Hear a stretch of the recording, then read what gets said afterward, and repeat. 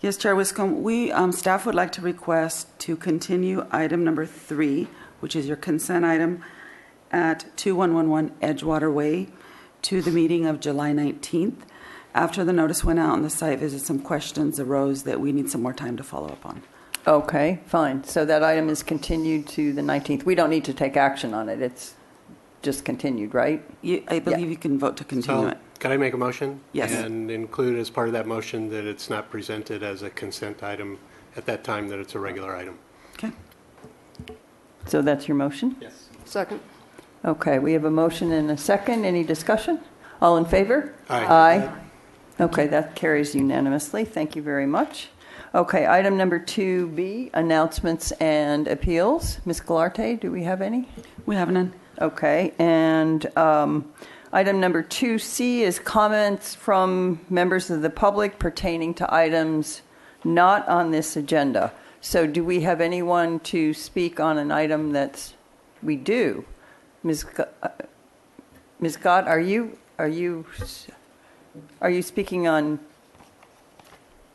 okay. Yeah, one of them for public comment. You're a general public comment. Yes. Okay, so fine, that's fine. I didn't realize that. And Bonnie Donovan yielded her time to you, so you have 4 minutes. Just let me get the timer set up here. So Okay, thank you. So as many of you know, I have an appeal that's going to be coming up in July for a short-term vacation rental on Anapamu.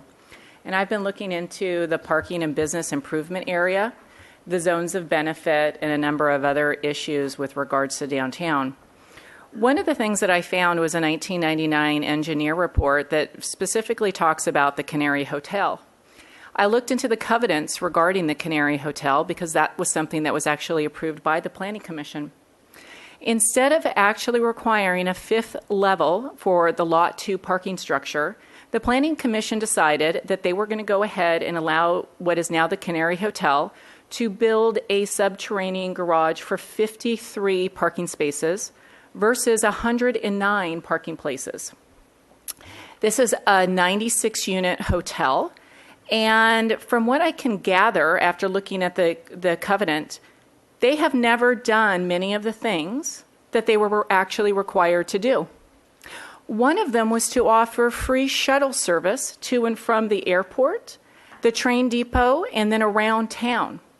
Instead, their website, which has been up since at least 2015, actually says, we do not offer this, but you can go ahead and you can take a shuttle from the airport for about $30 to $35.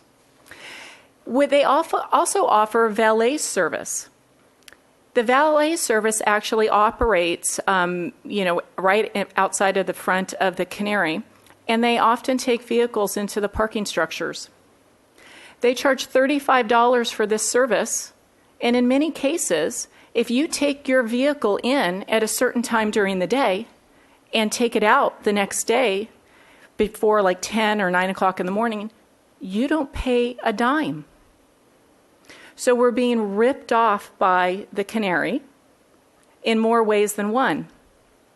They also are supposed to be providing, transportation vouchers and things like that, and ride sharing and access to information regarding the MTD buses.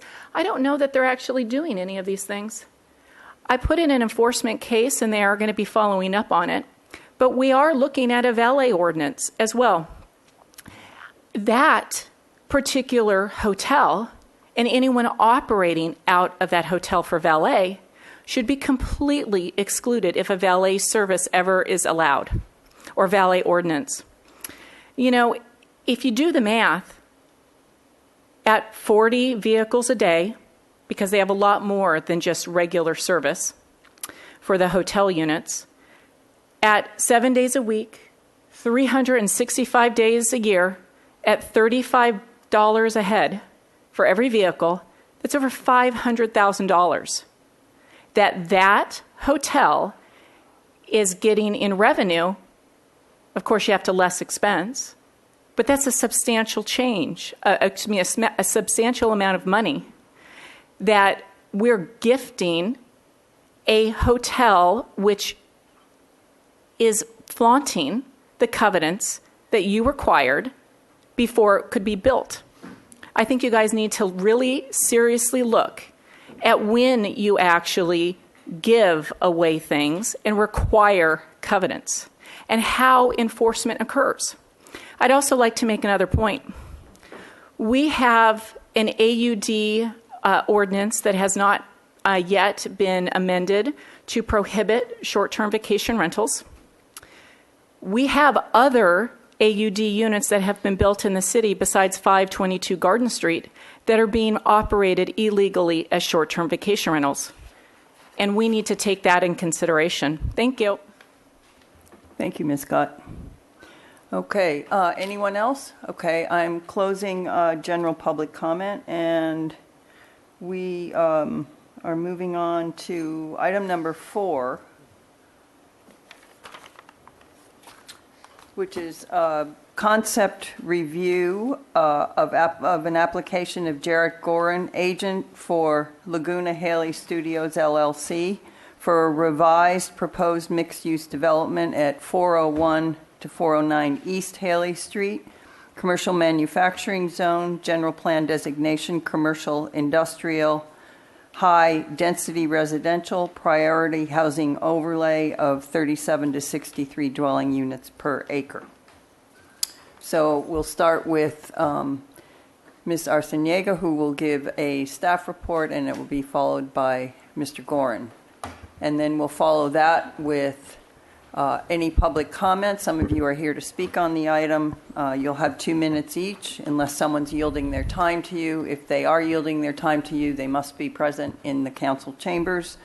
And then we'll give Mr. Gorin some time to respond to the public comment, and then it will be back to the commission. Ms. Arciniega, welcome. Thank you. Good afternoon, members of the public, planning commissioners. My name is Megan Arciniega. I'm the planner assigned to the project at 401-409 East Haley Street. It is an average unit density project, mixed use, on the corner of Laguna and Haley. And it's proposed to occupy 2 parcels currently. As part of the project, there'd be a voluntary lot merger, and all buildings on the site would be demolished to provide space for the new mixed-use project. This project is across from the mill and the mill annex on Haley Street, and would also provide some of the parking through a off-site parking agreement on site for the mill. Some of the background on this project, as I stated, it's an average unit density project that's mixed use, both residential units and commercial. Because it is a larger project, it's using the priority overlay and is greater than 15,000 square feet of lot area combined. The project requires Planning Commission conceptual review. Specifically, the ordinance requires the Planning Commission provide comments to the ABR on the design compatibility and general plan consistency. This review was actually conducted last year on July 6th. Your commission saw the project and commented on the project design. We have those minutes and the staff report attached in the package you have today. However, since that time, the applicant has revised their proposal to include some additional commercial space, which is why we're taking a look at it again today. Now, that additional commercial space is a result of the project changing 4 of the previously proposed 28 AUD units to short-term rental or hotel units, so leaving a remainder now of 24 rental units and 4 short-term rental units. So the changes really that take place on this project are interior ones. The exterior of the building and the design and height and all that hasn't really changed as a result of this proposal. What it's changed is essentially the floor plans or designations of the 4 units at the top left to short-term rental. So their configuration remains the same as previously before, and no other real design changes to the exterior. Just to start off some background, so short-term rentals or hotel units are allowed in the MC zone. However, it's a conversion of changing from residential floor area previously proposed to commercial floor area. Because this addition of the short-term rentals or hotels being commercial area combined with the previous, the ground floor commercial space now triggers over 1,000 square feet of net new non-residential square footage, the project now requires a development plan. Because it is less than 3,000 square feet of net new non-commercial or non-residential floor area, that development plan is approved by the ABR. Staff would like to clarify that since this project is not built yet, it's still in its proposal stage, hasn't received project design approval yet, this change doesn't constitute a conversion of AUD units to hotel, but rather just a revision to the project description. So that would be different if the units were constructed and the project was approved. So the ABR will be responsible for not just approving the project design, but also approving the development plan and making the development plan findings. The purpose of today's hearing is for the Planning Commission to provide comment and recommendation to ABR by majority vote on the proposed project revisions. So not necessarily the entirety of the project, which you've already provided comments, but those revisions to the project in regards to design compatibility and general plan consistency. Just a refresher, so here's our zoning map. The project site sits on the corner of Laguna and Haley in the middle of the MC zone, adjacent to the MI zone. It's in the commercial, industrial, medium, high residential land use designation area, and is in the middle of the priority housing overlay. Go back to the prior project. So what you last saw was a 42,000 about square foot mixed use building, 3 stories, 38 feet max, 38 feet in general. There are parapets that go up to 44 feet. So previously it was 28 AUD rental units with the average unit size of 786, and then included a mix of studios, 1 bedrooms, and 2 bedrooms. The commercial units or square footage on the bottom floor was supposed to contain about an 800 square foot coffee shop and 2 units of about 1,000 square feet of office retail, along with commercial toilets and janitor closet. The revised project is similar. It's a 42,000 mixed-use building, still at 3 stories, still majority 38 feet, again with parapets maxing out at 43 feet. But now we are down to 24 rental units. The average unit size is 801, which is still well within the range of the priority housing overlay. Still the same mix of studios, 1 bedrooms, and 2 bedrooms. Still the coffee shop, office retail, and then janitor and closet and toilets. The difference, of course, being that 4 of those units are now proposed as short-term rental units, 1 of them being a studio, 2 1-bedrooms, and 1 2-bedroom. Let's take a look at the floor plan for these. So the first 3 of the units, so the studio and the 2 1-bedrooms, don't have full kitchens. And this is an important note because in the zoning ordinance, when a hotel has a full kitchen, it's treated density-wise as a residential unit. So these 3 units are proposed to only have a bar sink and mini fridge microwave as allowed, and they don't require residential densities. They're just counted as commercial floor area. The difference being is the 2-bedroom unit. It does still have a full kitchen, so that is included in the density calculations. The only other design changes really are adding a fence and gate to the interior courtyard on the 2nd floor. And again, this is required by ordinance because the new zoning ordinance specifies that when we have AUD units and we have required open space for rental housing units, that open space be dedicated for the residents and not taken over by the commercial uses on site. This previously wasn't a problem because the commercial uses were all on the 1st floor, all the residents were above. We weren't so concerned. But now that bringing in the commercial short-term rental units onto that 2nd floor, we need to have a dedicated courtyard for the residents. So the applicants proposed 2 gates that would enclose that area and then provide access just for the residents.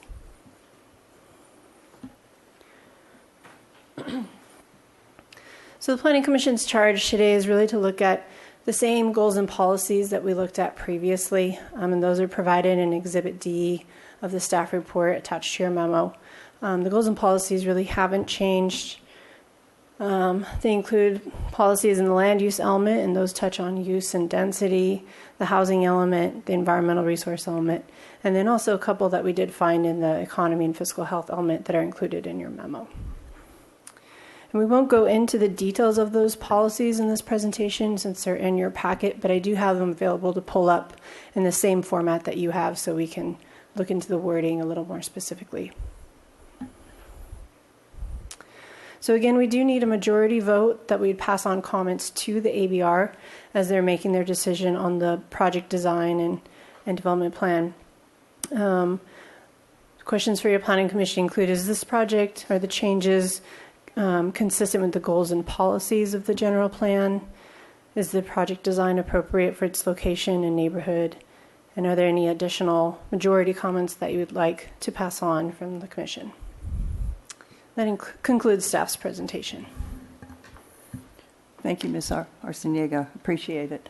Okay, we will move on to the applicant, Mr. Gorin. I put 15 minutes up here. You said you don't need more than 5, but we'll give you 15. Chair Wiscombe, let's see if I can do it. And then whatever is left over, or 5 minutes, the greater of the two, you can use to respond to after public comment. Okay, thank you. Okay. Chair Wiscombe, members of the commission, I'm Jarrett Gorin from Vanguard Planning, and I represent the property owner for this project. And basically, we agree with everything staff said. They have covered the basics of this. It's a fairly simple, minor change to the proposed project description. I'm just going to repeat one thing, which I think we all need to be, everybody here needs to be absolutely clear about, which is that this project doesn't exist yet. Okay, we're not proposing to convert any AUD units into short-term rentals.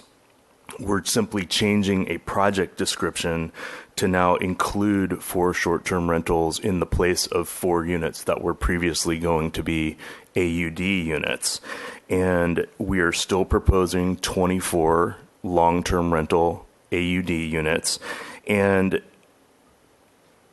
it's critical that we all understand that we're not relying on the AUD bonus density at all to produce these short-term rental units.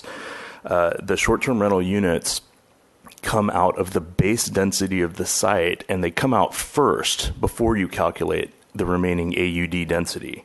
And with respect to that, there's no requirement in the AUD program or anywhere else that you must provide the maximum number of AUD units possible under the program. The program itself creates a sliding scale of, if you want to do larger units, you can provide less. And smaller units, you can provide more. So based on the average unit size. So, the concern that, these AUD units are somehow being sacrificed at the expense of a short-term rental, that would be a misplaced concern, because we could have proposed 24 AUD units that were larger in size than the ones we're proposing. So those things are unrelated to each other. The city considers short-term rentals to be a commercial use. And again, that commercial use, the way the ordinance sets it up, you determine how many you can have on the base density. So they come out first, then we calculate the remaining ADUs. The short-term units and the entire revised project description that we have, it complies with all applicable ordinance requirements. I should say continues to comply, because the previous description complied. That includes the parking requirements. The parking requirements, I believe they're exactly the same between what the previous long-term units were and short-term rental units. It's 1 parking space per unit in both cases. So that hasn't changed at all. There's 2 general plan policies that were listed in the staff report on page 5. And to be clear, staff's not suggesting that this change is somehow inconsistent with those policies. They've just highlighted them for your consideration out from all the other policies that you've already considered and determined the project to be consistent with. So with respect to the ecotourism policy, I would say that the project's centrally located to many Santa Barbara tourism serving resources, and it's walking distance to State Street. It's close to transit, and the guests of these proposed short-term rentals, as well as the occupants of all of our residential units, they can use all those things to access our resources. And we also have bicycle parking that is in excess of city requirements, and so that would facilitate using that alternative form of transportation for both guests of the STRs and the commercial uses, the other commercial uses on the project, everything else. As far as this industrial zoned area protection issue, number one, this isn't exactly an industrial zone. It's a commercial industrial zone. It permits a wide variety of commercial uses in addition to industrial uses. So just by nature of being a permitted use in this zone, we're compatible with industrial uses. I think just on its face, there's nothing about residential versus a short-term rental unit being in this project that would have any bearing at all on whether it would adversely impact any industrial uses. So we'd be consistent with that policy too. So again, we're talking about changing a project description here, not converting any units. And I think this is a relatively simple, minor change, and we'd appreciate your comments so that we can move forward through the rest of ABR. Thank you. Thank you very much. Okay, so you've got about 10 minutes left after public comment. Does the commission have any driving or really important questions? Okay. Commissioner Campanella, you go ahead. Yeah, just a question for staff. Whether the unit has a kitchen and is considered a residence or does not have a full kitchen and is considered a commercial use, both of those would require a reduction of either land area in case of the kitchen unit, upon which the net area you have left to calculate your AUD. So there's a cost of doing that from a availability standpoint. And then you have a certain amount of commercial square footage that would be available either due to existing small additions, et cetera.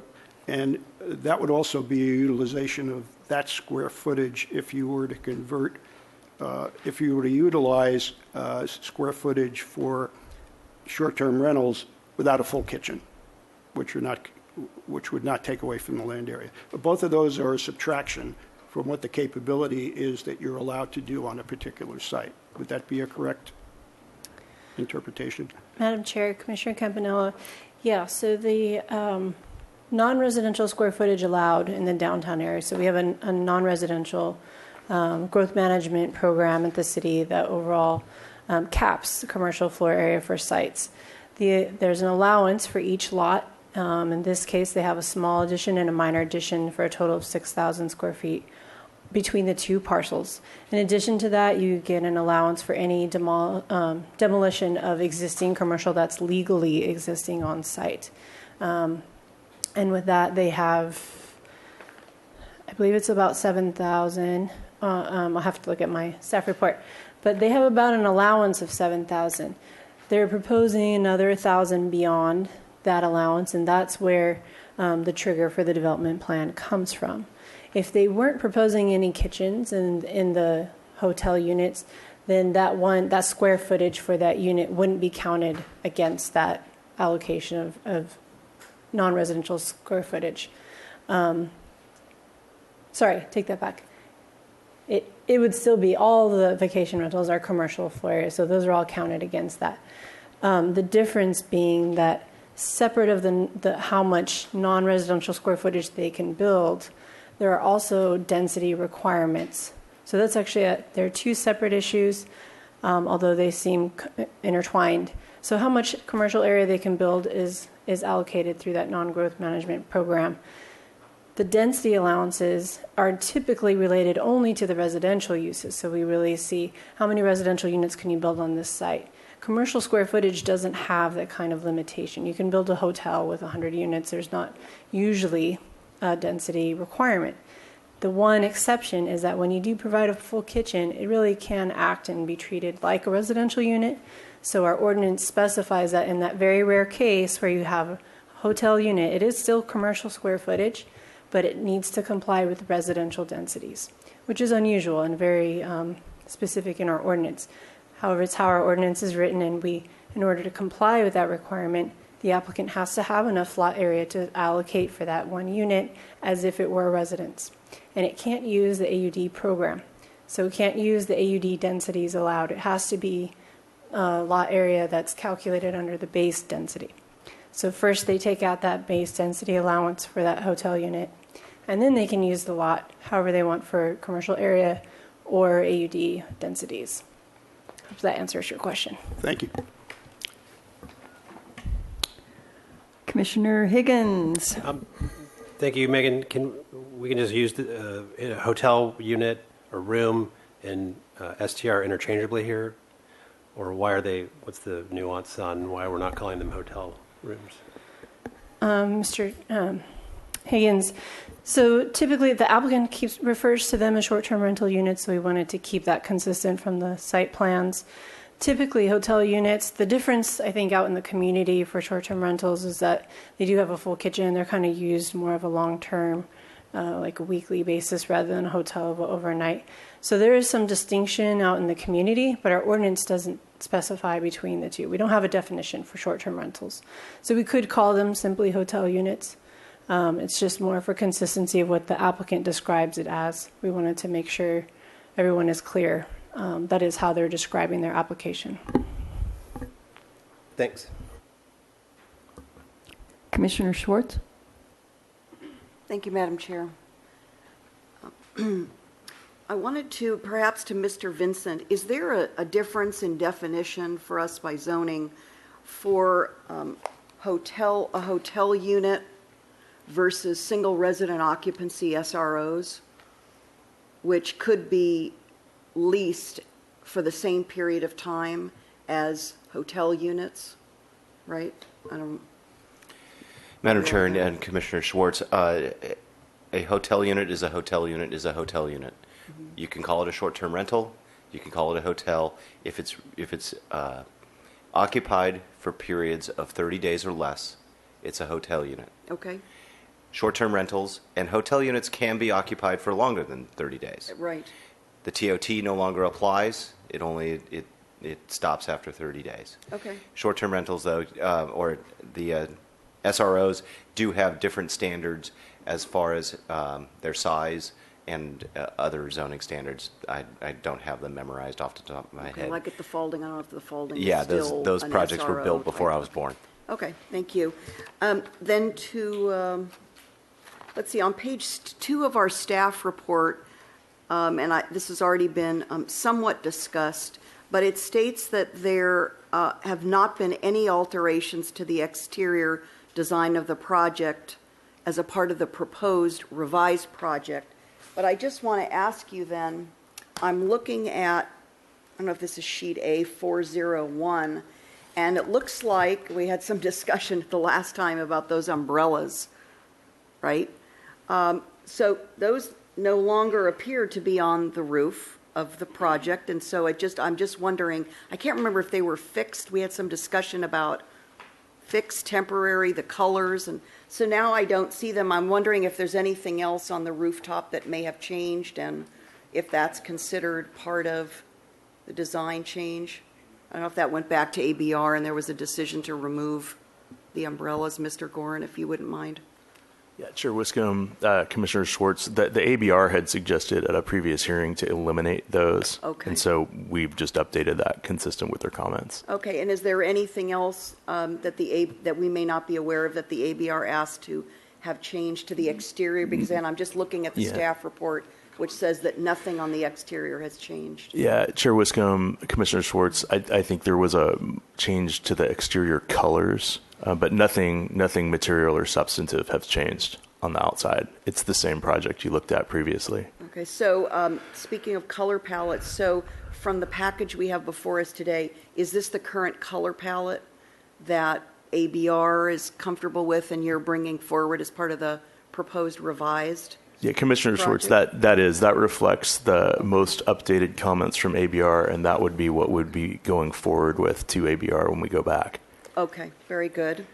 Thank you very much, Mr. Gorin. And then to staff, on page 3, and I was thinking of this as Mr. Gordon was presenting, the way I'm reading this paragraph under parking, I think it's on page 3, there's no page number here, but page 3 of the staff report. The way I'm reading this paragraph, but correct me if I'm wrong, for a short-term rental, there's 1 space per guest room that's required versus, we know, for our AUD program, 1 space per unit. Am I reading that correctly? Madam So Chair, that's the yes. difference in the parking ratios that are required. Correct, Commissioner Schwartz. Okay. So for the 2-bedroom unit, it does require 2 parking spaces as opposed to just 1 for the AUD use. Okay. Very good. And then, am I correct, Ms. Arciniega, then that staff has, we don't have to get into all the numbers right now if you don't want, has factored that into a sufficient parking then as part of the revised project, That is correct. right? The parking is recalculated under the Title 30 requirements and with the new proposed hotel units on the parking table in your memo. Okay. Then I think my next and last question right now is, and I mentioned this to you earlier, Ms. Arciniega, on that same page, page 3 at the bottom of the parking paragraph, it states that staff is still in the process of confirming whether that, and this is the 10 spaces required, I think, under Title 30, whether that is the correct number based on current floor plans and uses. Could you tell us a little bit about why that's still under evaluation by staff and we don't have a definitive position by staff today? Sure, Madam Chair and Commissioner Schwartz. So the parking on this site also accommodates off-site parking for the mill and the mill annex across the street under a parking agreement. That parking agreement and the uses at the mill were all calculated under Title 28. Since that time, the mill is working on commercial square footage and uses, new uses, tenant uses at their site, and staff is currently reviewing with them which areas are designated as manufacturing for the brewery versus seating versus commercial toilets versus employee toilets. So as those tenants have changed and that really has evolved as a space and Title 30 requirements have changed, it triggers new review of what their parking requirement is based on their square footage and uses. So Danny Cato is the lead on evaluating the parking for that site. He's been working with the mill team for quite a while, allocating that. We do think we're close, and we think it probably is likely around 10 or 11. But we need those floor plans for the current uses under Title 30 confirmed before we can confirm the number required on this site. At that time, the off-site parking agreement would need to be updated to reflect the current number. Okay, and then I'm sorry, I do have one more question. And back on page 2 of the staff report, this is in reference to the applicability of Title 28 versus the new Title 30. And could you just help me understand, since this is not a new project, it's not a de novo hearing on a new project, it's a revised project, is there a fine line in when Title 30 is applied versus Title 28 when there's a project that's already moving through our review pipeline? Yes, Madam Chair, Commissioner Schwartz. So projects that were in process prior to the adoption of Title 30 that were applied for under Title 28 were able to continue under Title 28 if they were a complete application or had a decision by a decision-making body. This project, although it had gone through concept design review and conceptual planning commission hearing, it has not yet gone back for ABR project design approval or been deemed complete for project design approval acceptance. So until only projects that had been deemed complete, if discretionary, or received a decision by decision maker were allowed to keep their Title 8 requirements. All others would proceed under Title 30. I see. Okay, I think that's very important for applicants to understand as well as the decision maker. So I appreciate that clarification. Thank you, Madam Chair. That's it for now for me. I may have more questions later. Thank you, Commissioner Schwartz. Commissioner Jordan? Thank you, Madam Chair. Megan, I wanted to go back a question. I had the same question on that paragraph on parking and why the mill was being re-triggered. And so I think you just explained it, so I just want to make sure I understand it. But I think what I missed there is in that last line, based on current floor plans and uses. So they have an active process going on. You can't go through the process and need 10 parking spaces and have to buy 5 of them across the street on an undeveloped or underutilized lot, and then the ordinance changes, and then just automatically say, I don't have that burden for 10 anymore, right? I only have the burden for 5 in a new ordinance. You would actually have to have a trigger or show the city that they have different uses or different floor plans that would trigger that, right? Madam Chair, Commissioner Duran, that's correct, unless the other alternative would be the property owner wanted to take advantage of the parking entitlements under Title 30 and process that with their advantage. In this site, the new zoning ordinance does give them a reduction of parking. Half. So, Yeah. so in this example, this is just for my benefit, if you had a restaurant in the Funk Zone that was burdened with X, and to meet that X, and it was prior to the ordinance revision, they've had to go out in the neighborhood and arrange for other parking agreements. And now that burden is half of that, they could come back and ask for relief. We couldn't because the Funk Zone's in the coastal zone, Okay. Anywhere else? but fewer in the inland Eventually area. in the coastal Eventually zone, in the but Funk anywhere Zone, else yes. that scenario would work.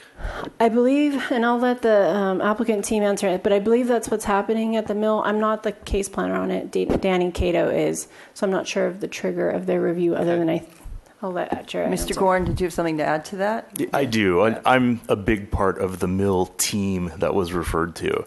And I understand exactly what Commissioner Jordan is asking. But to clarify what we're actually doing, we're basically taking the entire mill project and simply recalculating parking under Title 30. And that's not actually freeing up an off-site burden we have. What it's doing is it's bringing things which were potentially out of compliance into compliance. Okay. So, for example, when we had 3 seats in a restaurant generating a parking space, now it's only 1 per 250. So we're cleaning the whole thing up and just making it match Title 30. And the end result of all of that is our off-site parking burden remains the same. And those are permanently covenanted spaces. Okay. But you would make the case, too, that you're doing that because when the mill was approved, it was conceptual on the ground almost, right? I mean, it's approved, and then you don't know what's going in there, and then people get in there, and then things get tweaked a little bit, and it's appropriate to relook at that, right? Chair Westcomb, Commissioner Jordan, that's correct. I mean, at this point, we have a fixed target of uses and spaces, so we're making that match the current requirements. Thanks. Thank you, Madam Chair. Okay, great. Thank you very much. So we're now to public comment, and if I can give each of you 2 minutes, and let me just set the timer here. There's a little timer up there on the podium, so you can kind of watch your time. And our first speaker is Peter Jacobson, and be followed by Madeline Jacobson. Welcome, Mr. Jacobson. Thank you so much.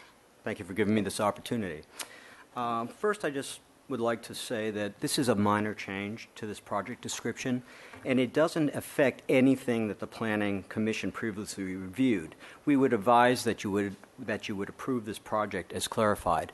I'd also like to add that the mill and other commercial retail outlets have been an asset to the community, as I believe that this residential proposal will also be an asset to the community. And I just thank you for your time. Thank you. Thank you so much, sir. Okay. Madeline Jacobson will be followed by Anna Marie Gott, who will have 4 minutes. So welcome, Ms. Jacobson. Thank you very much. I'm very much in agreement with Peter. I think that this will be a wonderful project and a great add to the street. And I think that this minor change, I would hope that this minor change would not affect the decision and that you will approve this project based on the original proposal with this very minor change that we're bringing forth today. Thank you very much. Thank you so much. Okay. Okay. Anna Marie Gott, I see Ms. Donovan there, so you will have 4 minutes, and let me just reset this. Okay, welcome. Thank you so much. So the first thing is that this particular project was submitted before September 13th, 2017. That means no impact fees or inclusionary housing is required because of some decisions that unfortunately the City Council has made. It would be really great if we could go ahead and reset that. If they want to put short-term vacation rentals on this property now, let's start the process over with a new application date as of today. That way, the community will actually receive a benefit. That benefit would be inclusionary housing and impact fees. The short-term vacation rental ordinance that we have not yet approved, we really need to think strongly and long and hard about what we actually want to accomplish. We have more than one AUD project in town that is already renting out AUD units illegally. It is unbelievably difficult for the city to manage AUD units and ensure that they are kept out of the short-term vacation rental market. Adding these units to an AUD project is just not sound policy. It makes everyone's life more difficult. The issue of kitchens. A kitchen is someplace where you store food and you prepare it. No matter how big the kitchen is, it is still a kitchen. We do not have an occupancy limit for hotels. The average hotel room in the United States is 350 square feet, and they don't usually have kitchens. But our residential units are getting smaller, and our hotel rooms are getting bigger in Santa Barbara. That's not really fair to the residents, and I don't believe that this is at all what we should be doing. With regards to parking, you've got a new parking plan that's supposed to be implemented. Are they going to provide valet parking for the commercial use? Because you know what? Under that plan, you're supposed to. This project has a mechanical system that they're looking at. If you approve this, how are you going to ensure that the commercial users who are going to have parking places in that building are actually going to be able to use mechanical lifts or any other lift? The way that the parking standard is written right now, if you have a commercial use and these people are not utilizing these things on a daily basis, you got to provide valet. And you know what? You guys don't really manage your covenants very well. So I'll just go back to my issue with the Canary. You have to have outside people actually tell the city when there is a problem, because the city doesn't go out and monitor its own ordinances. It's sloppy. With regards to, many of the issues here today, I think you just need to pass. Wait until we have an AUD ordinance and we decide that we are going to ensure and how we are going to ensure short-term vacation rentals are not going to be able to be run out of AUD buildings and projects, and that there are substantial fines and consequences if anyone rents or begins to rent out the AUD units as short-term vacation rentals. Let's also really understand what we're going to do with our parking, because I don't think that we really fully understand this project, how mechanical lifts fit into everything, and what is really going to be happening at this unit. Thank you. Thank you, Ms. Scott. Okay, Mr. Gorin, let me get this up here because you have an ample 10 minutes left. It's actually 10 minutes and 7 seconds, so.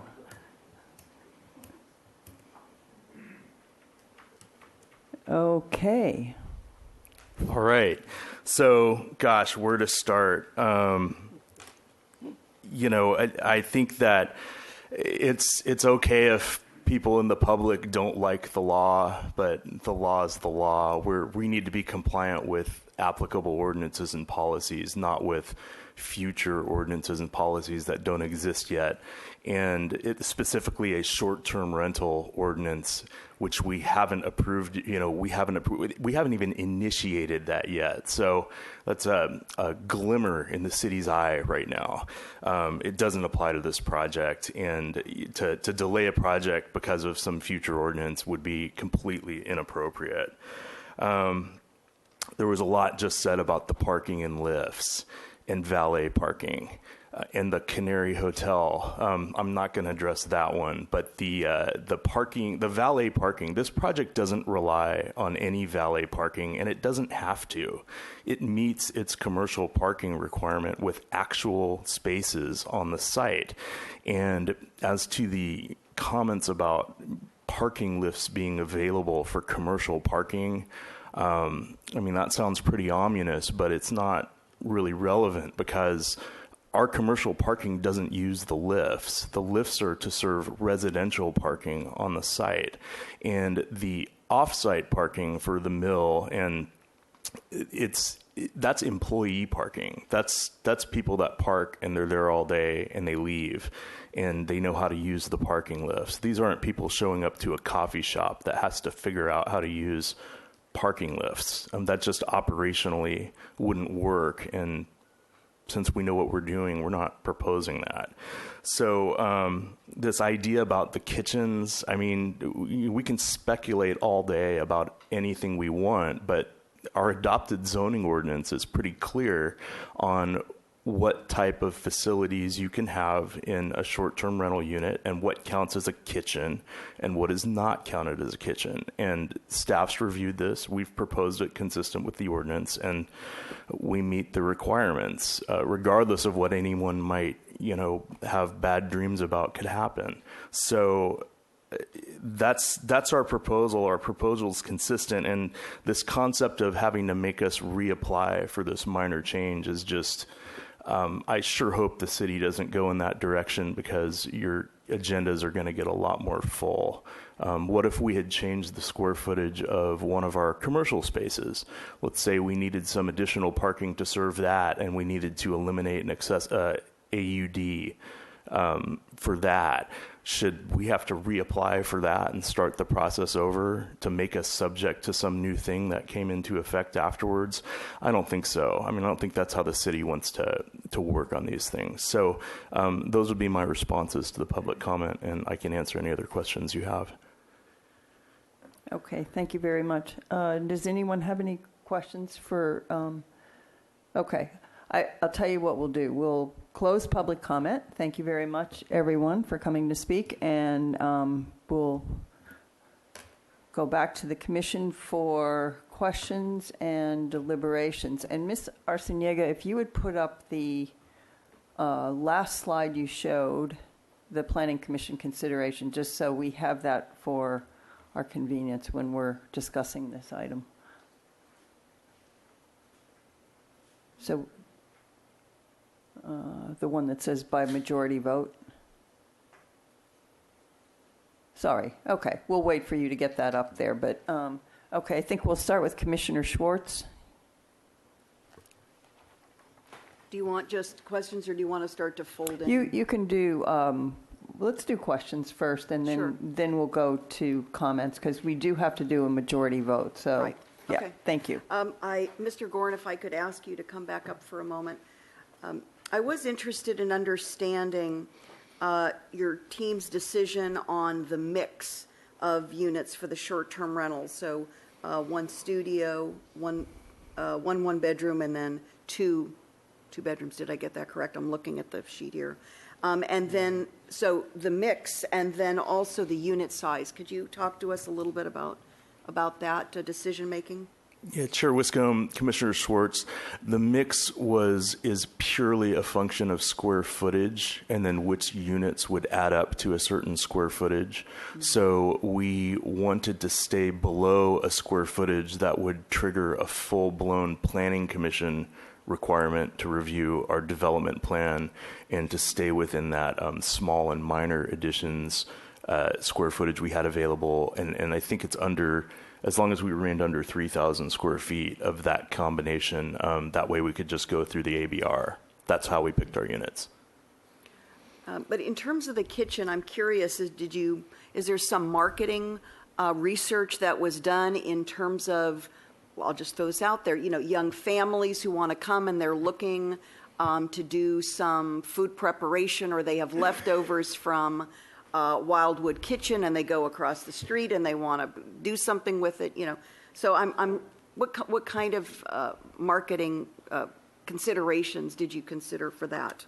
Chair Wiscombe, Commissioner Schwartz, none whatsoever. Okay. We determined whether to provide, ideally we would have liked to provide a full kitchen in all of these units, but we couldn't do that because of the base density considerations. So we took 3 of the units and put the reduced size facilities that the zoning ordinance specifies are not counted as kitchens. So those minimum facilities make it possible to do things like reheat your leftovers or have coffee and breakfast in the morning in your unit. And then we wanted to provide the full kitchen where we had the density to do it. And I don't know if this is for you or Ms. Arciniega. If at some point the property owner wishes to convert this unit with the full kitchen, what would that process entail? Do you want to answer it? You want me to answer it? Chair Wiscombe, Commissioner Schwartz, that's a really good question.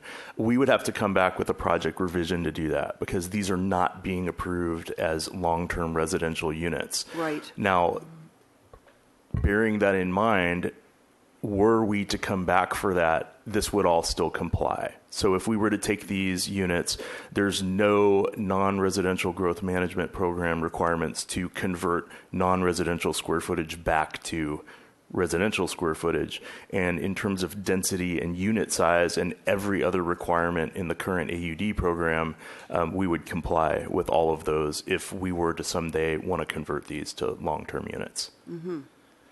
Okay, I think that. Yes, Ms. Sorry, Arciniega. Madam Chair, Commissioner Schwartz, I just wanted to add, when he means by come back, it means coming back through zoning and planning, not necessarily your planning commission. If it was a minor change like that, we would look for consistency of the zoning ordinance and density at that time. And if there were any exterior changes, et cetera, that triggered design review, but it wouldn't necessarily trigger another concept review by your commission. Okay. Mr. Vincent, can I just ask you to close on this, but I'm curious, and I may have asked you this before, there is a hotel, kind of motel hotel, on East Haley between State and Anacapa that seems to have gone back and forth between a hotel and a residential property for City College students. I've seen the banners, I've seen the signage. Does that kind of a change need to come back through the city? I didn't come to Planning Commission, so I didn't know if it went anywhere else in the city. Madam Chair and Commissioner Schwartz, the simple answer, no. The second answer, or the more expanded answer, is that always was a hotel. It did, for a period of time, operate as, I would, for not to trample on anybody's copyright name, an extended stay hotel. That's all they did. It was always operating as hotel units. I see. This is one of the challenges. It's one of the reasons why you're seeing in the unit that is the hotel unit that's being proposed with a kitchen, why it has to have the residential density, because they can flip back and forth rather easily, and that's why you're seeing that when a kitchen is involved, it can very easily transfer from long-term to short-term, and the idea wasn't to game to avoid gaming the system by putting in hotel units. All of a sudden, you have a residential unit that without compliance with the land use area, the residential density standards. So that's why you're seeing that. As far as that hotel on Haley, it was processed as a hotel. It operated as a hotel. It operated as an extended stay hotel, and it's my understanding that it's going back to a regular short-term hotel any day now. Okay. I might inquire about that. I'm just curious about that process. Okay, thank you. That's it for now for me, Madam Chair. Thank you, Commissioner Schwartz. Commissioner Jordan? Thank you, Madam Chair. Mr. Gorin, could I invite you back up? So I don't think as fast as you, so I had to look after we talked about parking. So you are getting the benefit of a one space back in the refiguring under Title 30, potentially after your uses and floor plans are looked at across the street, right? You're going from, you had to have 11. You're putting 10 down on this project, right? Chair Wiscombe, Commissioner Jordan, that's possible. If we did that, we'll take the extra space and make it be an extra commercial space. No, actually, what you'll do is you'll be further over parked, right? Correct. Yeah. So I just want to make sure, I mean, I'm going to somewhere that is good for you, but I want to make sure that I understand that the refiguring is really a refiguring across the street also, and it's freeing up a burden there, but you're going to continue to overpark this project as you did the first time we saw this. That's correct. On paper. Okay. And then, I don't know if I talked about it before, but it jumps back up in my mind because of the added component of the short-term vacation rentals. But you have a requirement for both long-term and short-term bicycle parking, and there's a big area in the back on the ground floor. Is that where both of those will be? Because I can't find any short-term floor spaces anywhere else.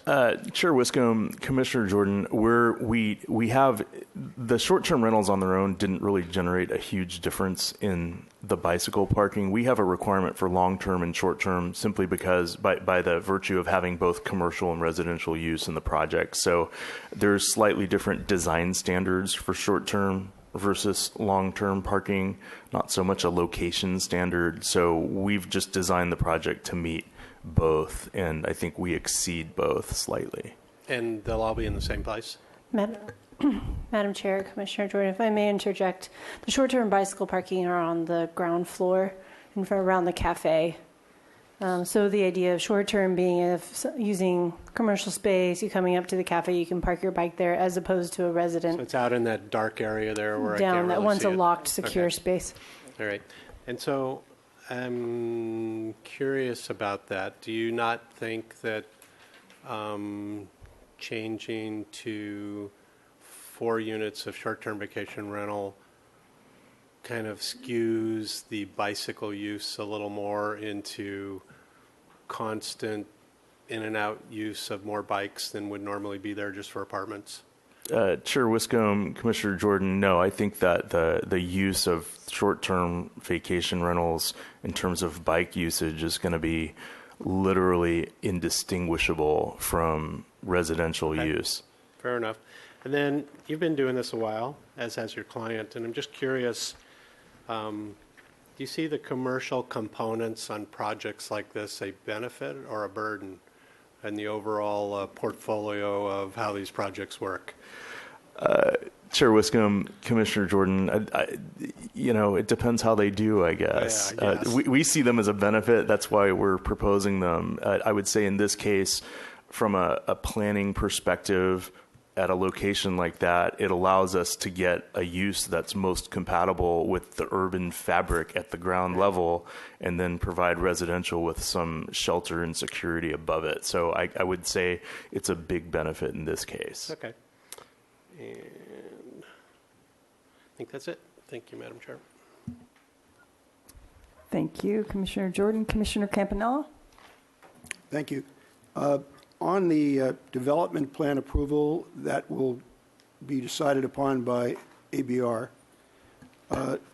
there's 1,000 square feet of more commercial square footage being requested overall for the project. Does that come from somewhere else? Is it a transfer, or is it just an exception to the rules? What's being requested to obtain that 1,000 square feet?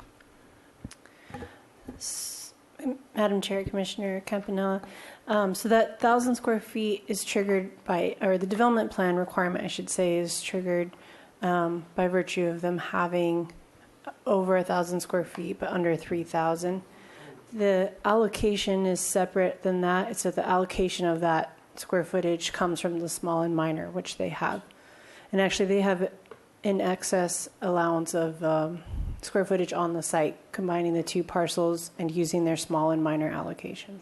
So if they have the square footage available, why is development plan required? You need a development plan for any proposed new non-residential square footage. Regardless of if you have the square footage or not, you need a development plan Okay. for net new. Okay, so it's just it could be 50 square feet or it could be 10,000 square feet. You still need a development plan. It's just determined which body would give that approval, whether That's the correct, design if it's board or net something. new. So if you're proposing more square footage, commercial square footage than you currently have. Okay. So, that's, I didn't get that. So this square footage is allowed by our ordinances. It's just you have to get a development plan. Correct. Okay. So my comment earlier where this is sort of a transference of things that are allowed, nothing's coming from somewhere else. It's all currently allowed That's for the correct. two lots that are being merged. That's correct. Okay. As far as the particular AUD units, there will still have to be a covenant recorded that these cannot be vacation rentals as part of the approval of the Commissioner project. Candela, that's correct. Because they're utilizing the priority housing overlay densities for those AUD units, there's a covenant required restricting them to rental units. Okay, so that's particular to the priority housing requirement for a covenant. Other AUD densities currently do not require that. Is that correct? That's correct. Okay, so there is a distinguishment between the two. Okay. Let's see what else. And just going back to the original submission, there's 27 units proposed. I'm sorry, yeah, 27 units proposed now. I think in the earlier report, based on the size of the site, if one wanted to, within the square footage, average square footage allowed, based on the size of this parcel, 32 AUD units would be allowed, would they not? I think that was in our original package based upon the size of the lot at 811 square feet. I think it's, Commissioner Campbell, I know it is more than what they are proposing. They're not at the max of what yeah, they're I'm looking proposing. back at the staff Yeah, the report that we prior received, so there's 32. That's correct, yeah. So And there are 24 proposed now, just. 24 right now, plus the 4. Correct. So Mr. Goran's comment about the fact they're not getting the maximum number of units under the AUD is correct. If all else comply, design, setbacks, and stories, et cetera, theoretically there could be a total of 32 units at the square footages that you're providing. Okay. Commissioner Campanella, that is true. So on page 4 of the attached staff report, we did calculate that at this acreage for the combined lots that they could have up to 32 units with an average unit size of 811. That would be without any hotel units with kitchens. So I if understand if they just went straight AUD. Yeah, if they went straight AUD, they could go up to 32 units. And I think their original submission was for 29. Is that correct? I think the ABR. 28. I think there was one more unit originally. Oh, before, the original before here. Yeah, before we got it. Yeah, it would be your first concept review. I think it may have been That may have been correct. Yeah. just looking at the Prior, yes. at the package that we received. Okay. And then the hotel room with the kitchen is being calculated on base density.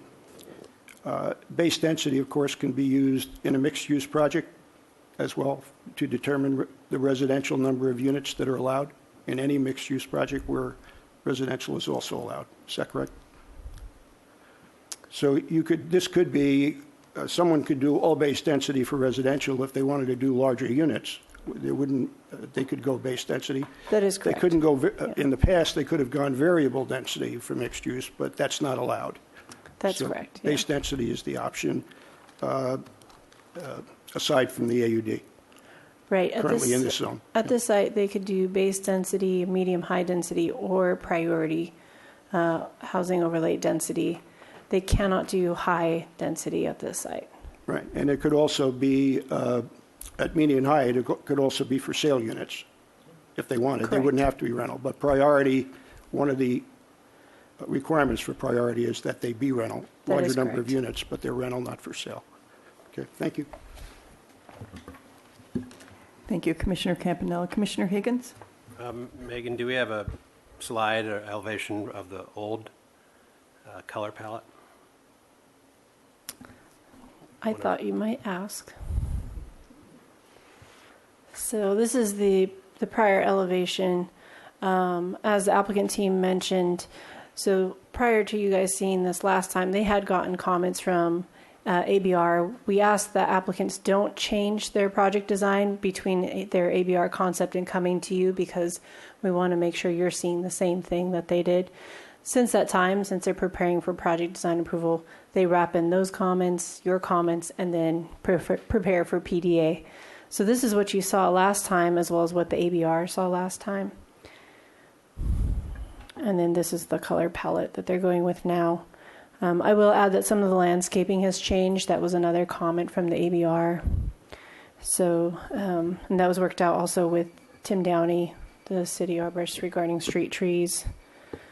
The trellises were something that the ABR, umbrellas, they wanted to see more of a fixed feature. They had a few other comments on that regard.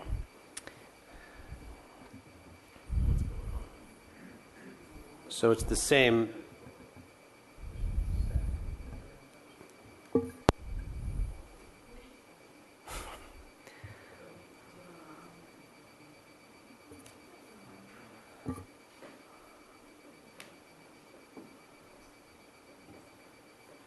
So the elevation that's up there is the previous one that we saw and the one that ABR saw, but ABR has also seen this. No. No. I'm getting different answers from. Oh, you know what? There. Nope, this has nothing to do with the alarm. So no, ABR the ABR has seen this, and you guys have seen this as of last. This is the submittal that the applicant's preparing to submit to ABR next. They have not seen it yet. Okay, Before we so- go back, we needed to come back to you. ABR has not seen the different colors. Nope. Okay. Okay, I understand that. Thank you. But the bulk and the articulation is the same. Maybe there's some more windows that are open on this sheet in front of me than on that. There's no different treatment of the windows. Okay, thank you. Okay, I don't see any more lights on for questions, so we will move to comments. Ms. Arciniega, if you could put that slide back up again. Just to remind the commission that we're doing this by majority vote. Is the proposed revised development consistent with the goals and policies of the general plan? There's a whole section in our report on that. It's Exhibit D. And the project design appropriate for its location and neighborhood, and any additional majority comments from the commission. So who would like to go first? I guess it's Commissioner Jordan. Jump right in. So, I'll support those first two bullets when everybody else chats about it and wants to make a motion as being consistent and appropriate. This is essentially the same project we saw before. I know there was some discussion last time we saw this that, like anything else we see, it meets some general plan consistencies and goals and conflicts with others, which is the story of our lives. But I think overall, it certainly is it is situated, in my mind, on a underdeveloped parcel, and will be redeveloped to provide a community benefit. 24 somethings, 24 families, 24 people, 24 units are going to find a place to live in a location that is a developing corridor. If you just go east a block or two, you start to see more development that's very consistent with this. And if you back up towards State Street, it's essentially, I think, pretty much where you want more residential development. It's close enough to the downtown core that that's where we want people. I'll have, well, I guess I'll just move forward with some other comments, and then we can see if they have traction.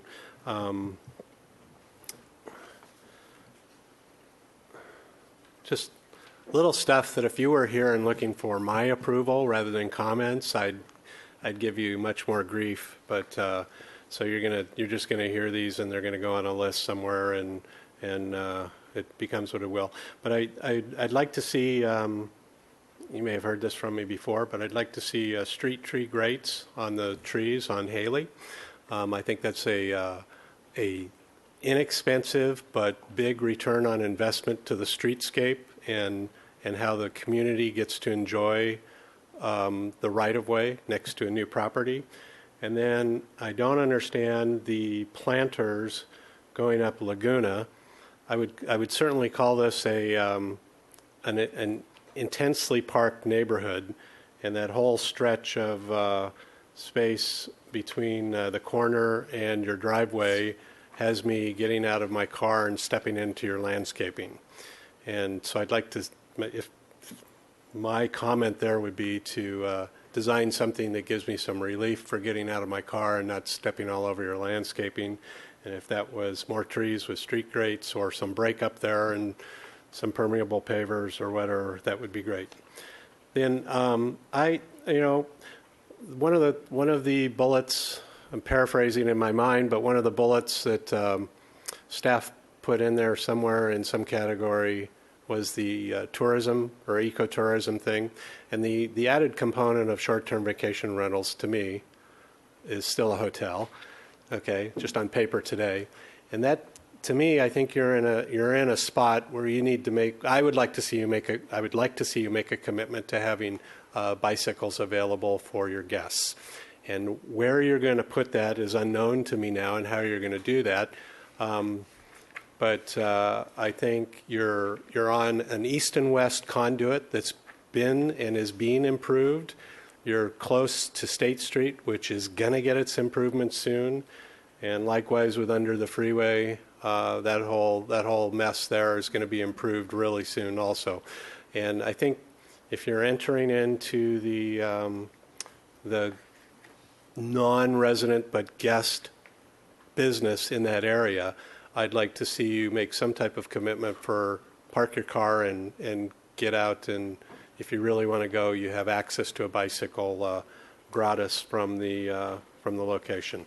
And that needs to then translate into where you're going to put them, how you're going to show them, how you're going to make them available, how you're going to secure them. And that's your problem. It'd be our problem if this was here for my approval, but that's going to be your problem on how you want to take that comment and run with it when you go back down. So other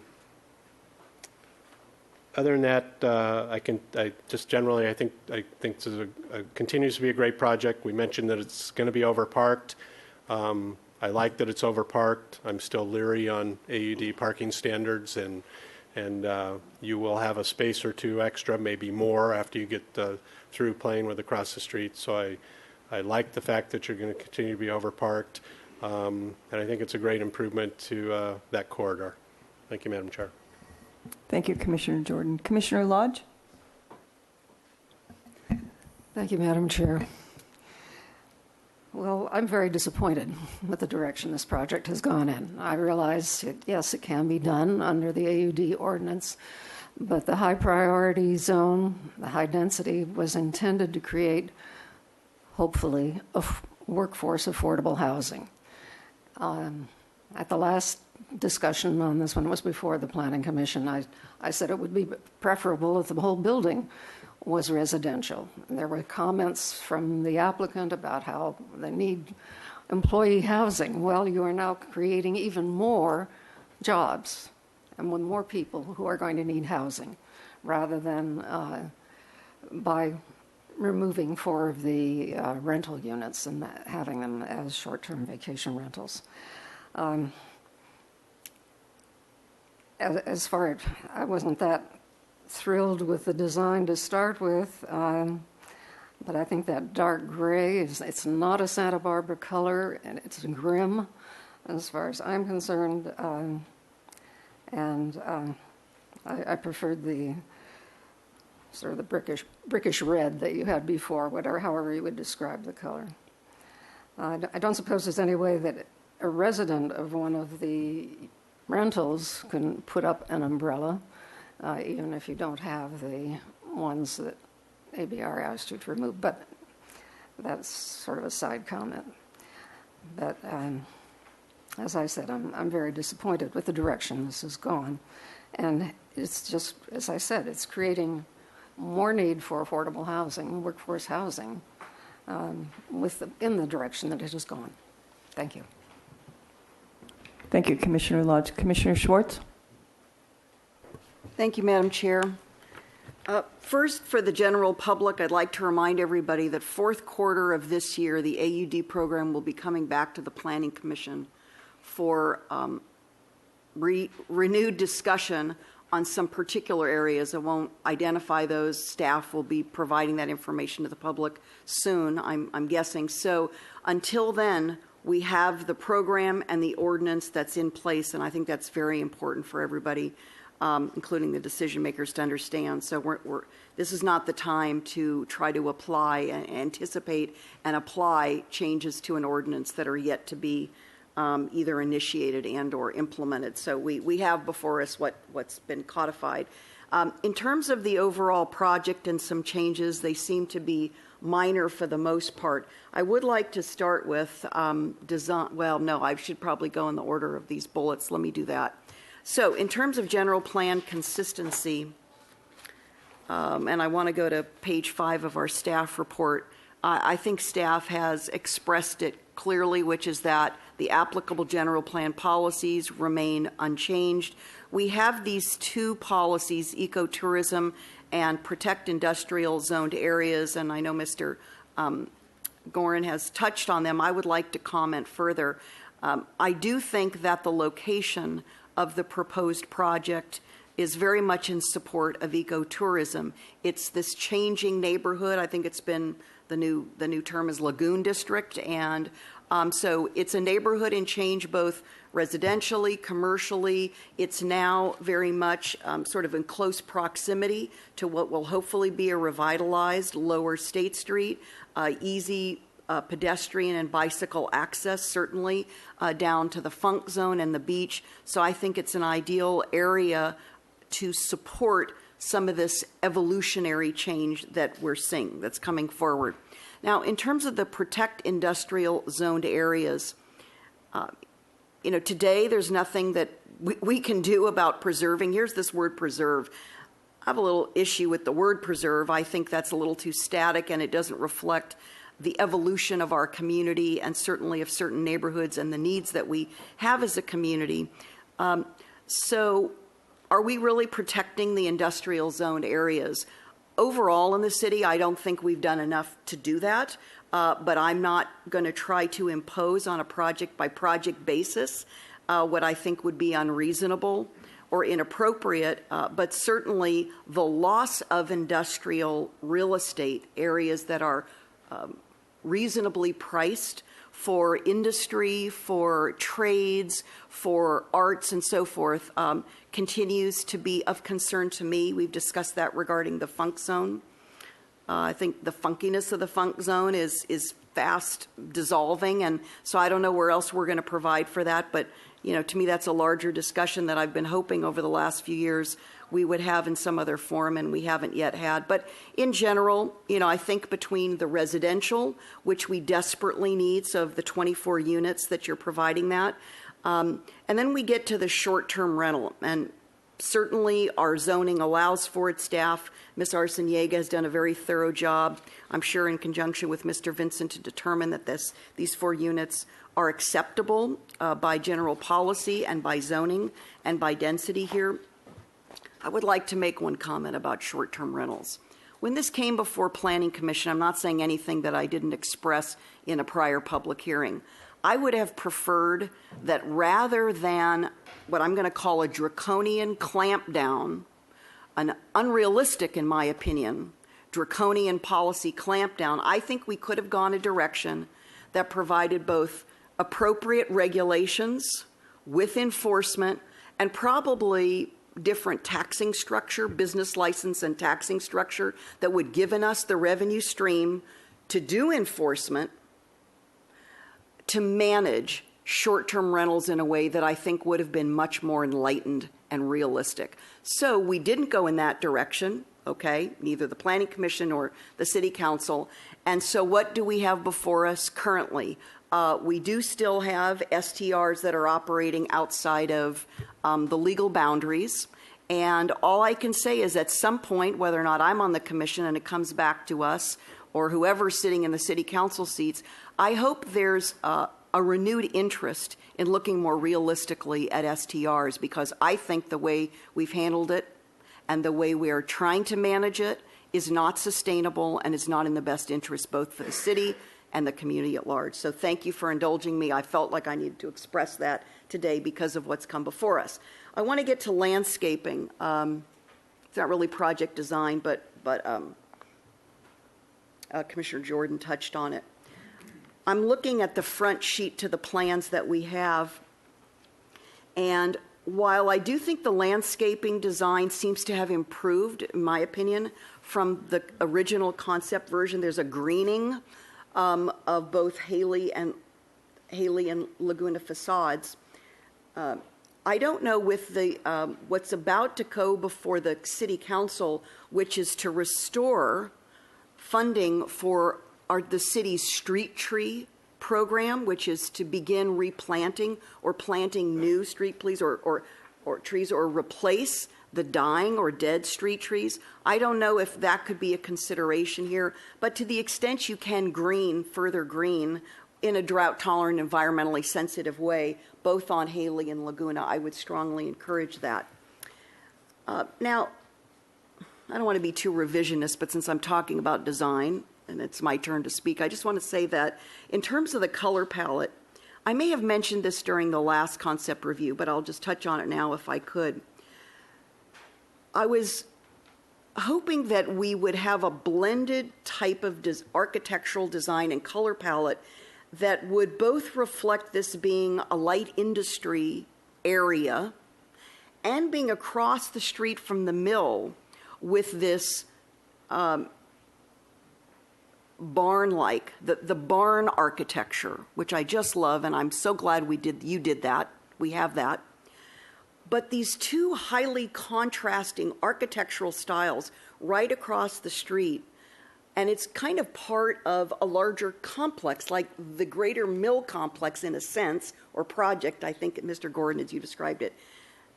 They're so contrasting that they almost conflict, and I don't know, and Mr. Kirkgard, I'm not the architect here, but I'm just saying, I was kind of hoping there would be a reference, kind of a reference in architectural design and palette in the new project looking across to the mill.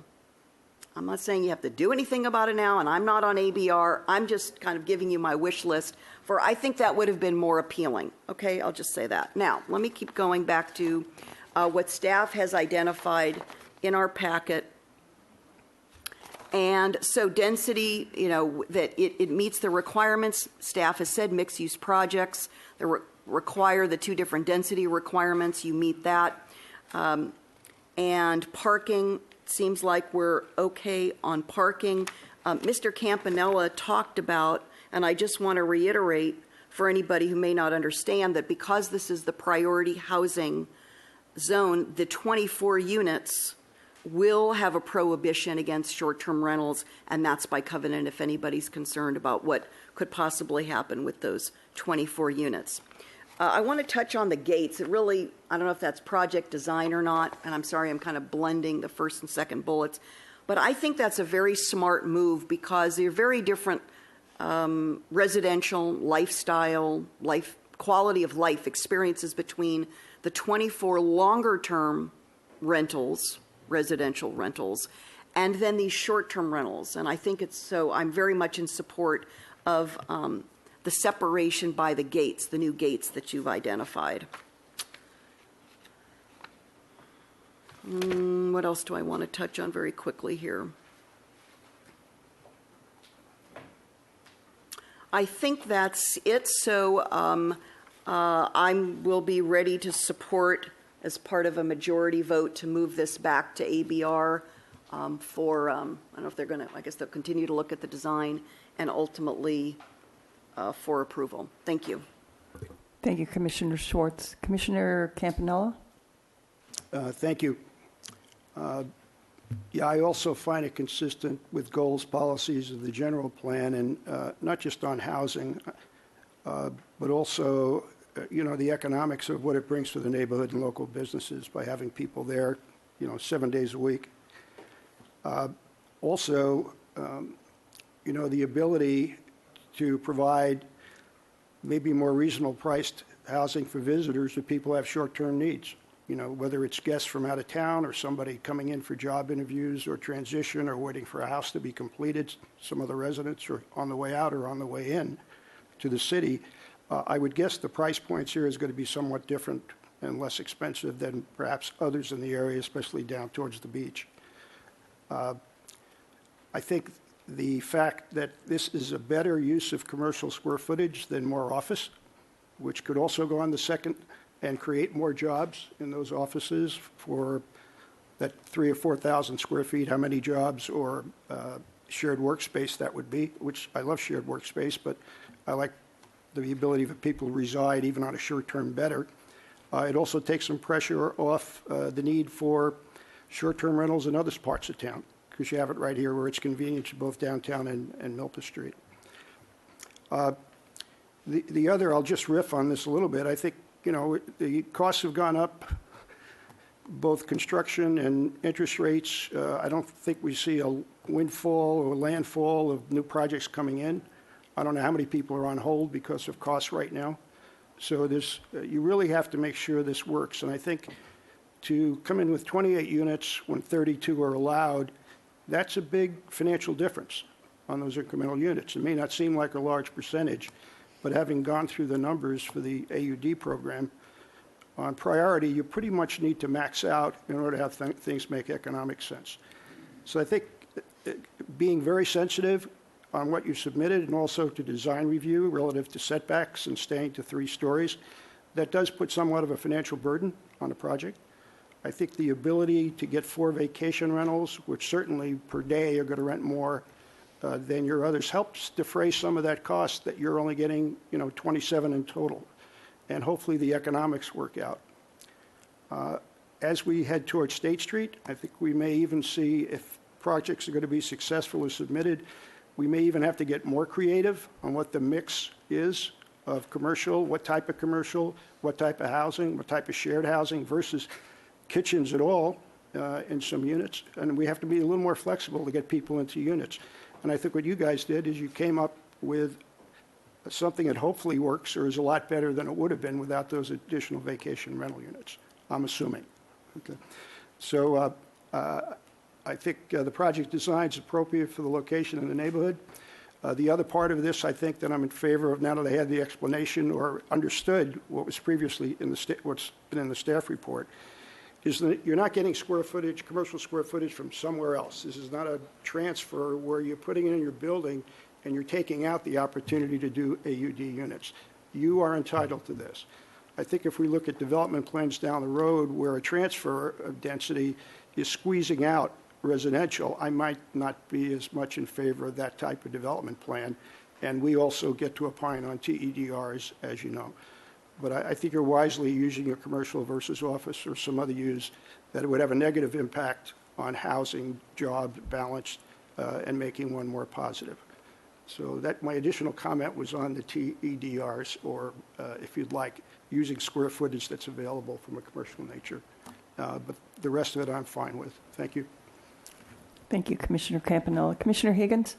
Thank you, Madam Chair. So real quick, I'll just say yes to both of those, just barely. They're kind of a squeaker in my opinion. I think last time we saw this, I didn't go your direction entirely because of height and parking and part of the style and the color, but in my mind, the architectural, the facade treatment is heading in a better direction.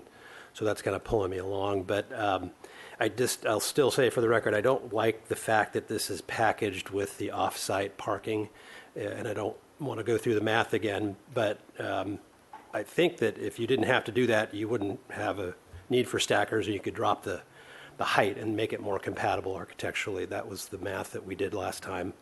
And so I certainly would have been nicer to see a little bit more benefit in the form of the off-site, demand diminishing, but it is what it is. So it turns out those codes work together, the old codes anyway. If I was advising you, I would say you're crazy to bring this back out into the air for more attention. And if it were a musical genre, this project is like heavy metal from the late 80s, not now, because you're throwing a lot of stuff in there, and it's pretty loud. Because so you're going to throw in some STRs, and I don't know why you would want to do that to your project to give yourself that exposure. And you've got the packaged off-site parking in there, and you've got the commercial use and the valet thing and the stackers. It just seems like a lot. And maybe from where you're coming from, that's not that complex, but it is right now in this place and time for our city. So I'm not particularly offended with the fact that you have kitchens in some of the hotel units. I think that that's pretty much a market demand these days. When we go traveling with my family, we look for that, and that's common. That's becoming more and more common to have that amenity. So that's cool, but please don't come back with a dispensary or a cell tower in the thing, too. So. I appreciate the architecture greatly. I think it has sort of, it does. I'll say, at least in my armchair opinion, it does a little bit more service to the mill because of the color, and you got the corrugated metal wood looking stuff in there. Maybe the green wall too. So I think it's moving in the right direction aesthetically. So thank you. Thank you very much.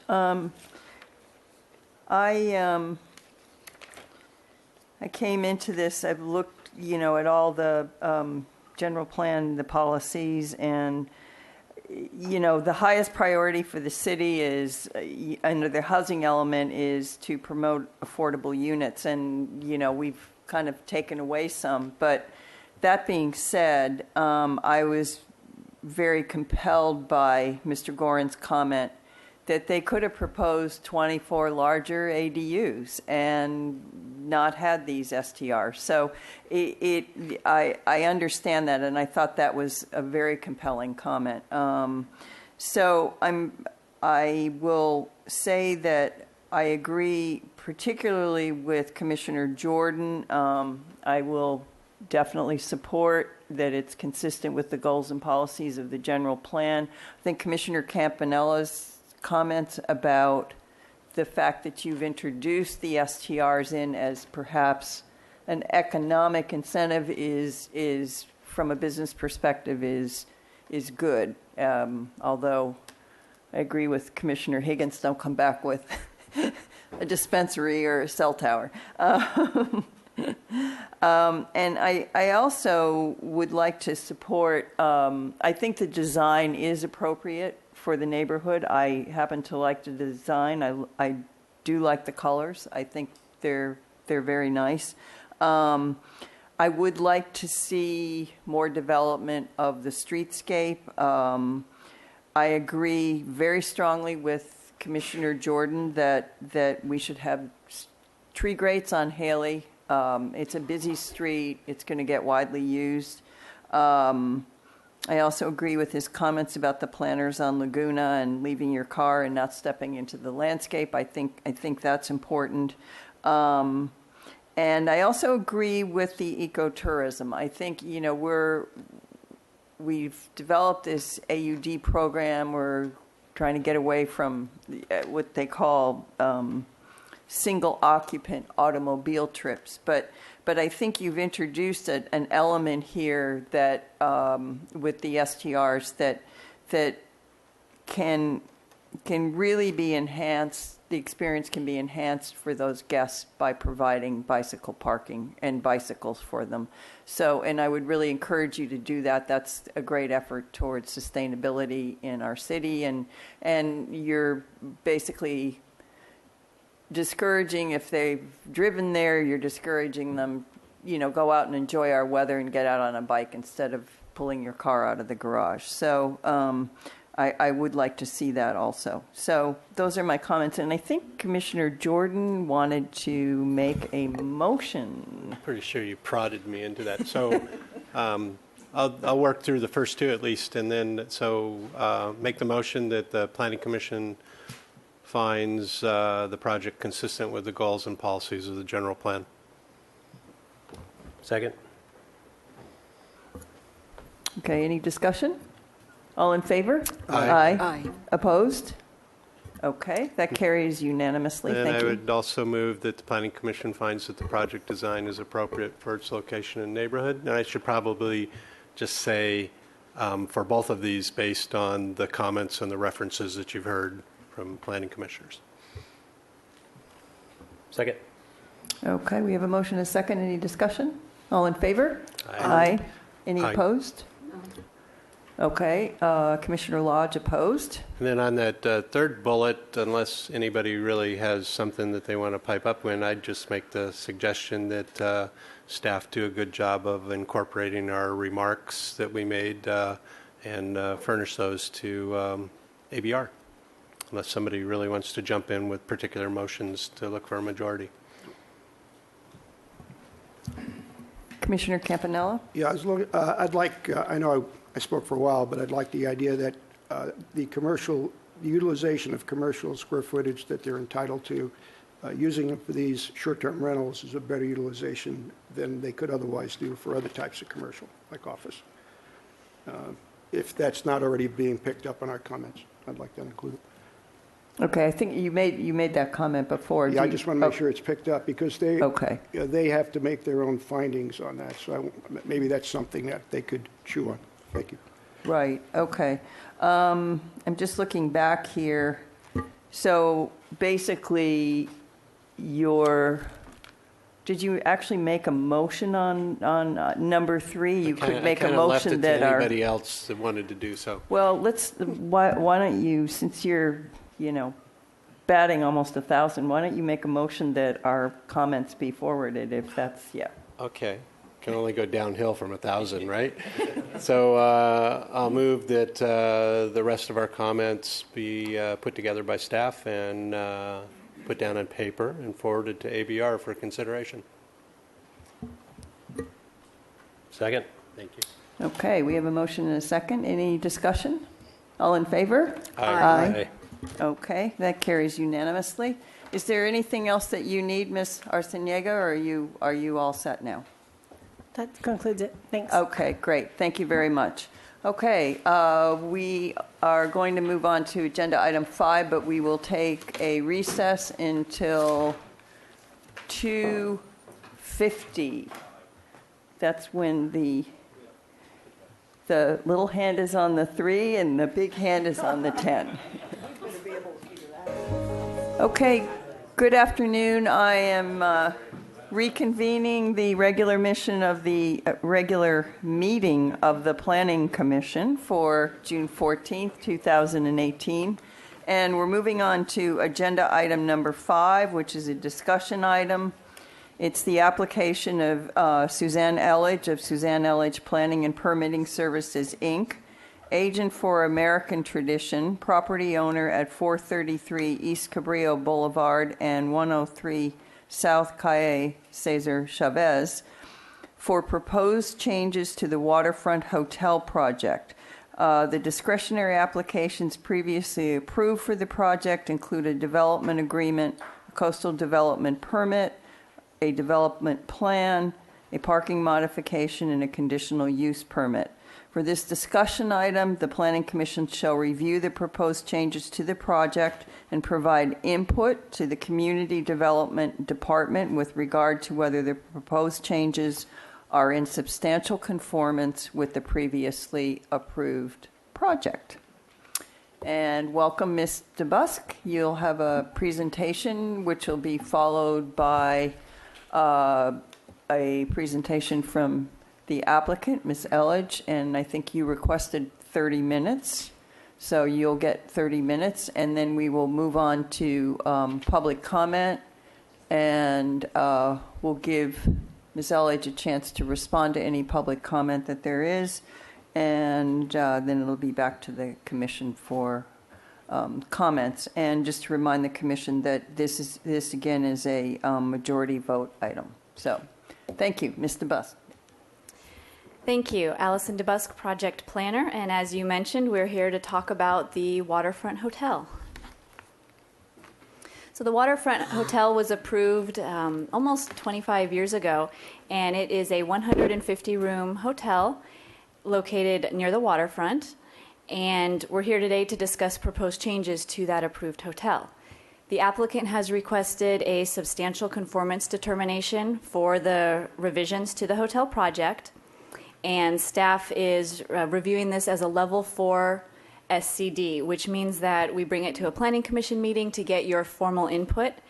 And also just to let you know that this meeting has been noticed to residents and owners within 300 feet of the project site. Ultimately, the decision on whether or not the changes are in substantial conformance with the approved project will be made by the Community Development Director. Feedback from the Planning Commission will be an important part of that determination. Per the city's Planning Commission guidelines, the question that you want to keep in mind as you're considering this SCD request is whether the revised project is substantially consistent with the original Planning Commission approval. The Planning Commission guidelines do not provide much more direction than that in terms of how to analyze an SCD request. So just keep in mind that it's a determination where you consider the whole of the project and the relative scope of the changes, as well as the original land use approvals, the findings, and conditions of approval. So just to give you an overview of the project site, here we have a vicinity map. The project is located at the corner of East Cabrillo Boulevard and Calle Cesar Chavez. It's located near the waterfront in the city, and the project site includes 2 parcels which are separated by the railroad tracks. Just to zoom in a bit more on the project site, you can see the north parcel right up here at the top of the screen. That's addressed as 103 South Calle Cesar Chavez, and it includes the El Estero drain that runs along the southern property line. And then south of the railroad tracks is the south parcel, which is also referred to as the hotel site. And that property is addressed as 433 East Cabrillo Boulevard. To the west of the south parcel is Chase Palm Park, including this transition area. The transition area is a part of Chase Palm Park and is intended to provide a transition between the more active uses at Chase Palm Park and the hotel use. To the west of Calle Cesar Chavez is the Hilton Resort at 633 East Cabrillo Boulevard, and that provides off-site parking for the approved project. Here we have a bird's eye view of the same area, and this is looking to the north. So as you know, this project has a long history with the city, and I just wanted to go over some of the key dates to give you some of that background. In 1981, the city approved Specific Plan 1, which is the Park Plaza Specific Plan. This specific plan governed the land on the north side of East Cabrillo Boulevard from Milpas to approximately Garden Street. In 1993, the Planning Commission approved a project that included the 150-room luxury hotel at 433 East Cabrillo Boulevard, as well as a hostel at 33 West Montecito Street and the 10-acre expansion of Chase Palm Park. Approval of the project required an amendment to SP1 in order to expand the specific plan area to the west and to allow hotel development in this area of the specific plan. Originally, hotel development was not allowed. It was only retail that was the commercial use allowed. In 1994, following approval by the Coastal Commission, the city approved the amendment to SP1. In 1995, a development agreement was approved to extend the project approvals until 2007. In 1998, the Chase Palm Park expansion was completed, and then in 2007, an SCD and coastal development permit were approved to move the hotel's approved underground parking to the property at 103 South Calle Cesar Chavez. Subsequently, building permits for the hotel and parking lot were issued, and then in 2016, the city approved a new development agreement that extended the project's approvals another 10 years. So, in summary, the approved project is a 150-room hotel with a 111-space valet parking lot at 103 South Calle Cesar Chavez. The proposed project is a 52 to 60-room hotel with an approximately 10,000 square foot building to house the hotel's back-of-house activities located at 103 South Calle Cesar Chavez. And this slide provides kind of a visual of that change. This shows the approved project. And here on the south parcel, the blue shading represents the footprint of the 150-room hotel. Then on the north parcel is the 111-space parking lot. There were 100 spaces provided off-site, as well as 50 overflow parking spaces. The valet drivers would take the route shown with the red arrow in order to park the vehicles. And here is the proposed project. Again, the 52 to 60 room hotel is footprint is shaded in blue on the south parcel. The north parcel now includes this approximately 10,000 square foot back of house building with 37 parking spaces intended for employee use. There is still the 100 spaces plus 50 overflow spaces across the street. And now the valet drivers would follow this path in order to park the cars.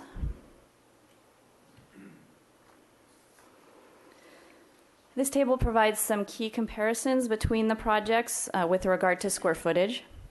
So the total project square footage, you can see right here, has been reduced by approximately 21%. However, the main difference is up here on the north parcel, where 10,416 square feet of building is proposed, whereas originally there was no building.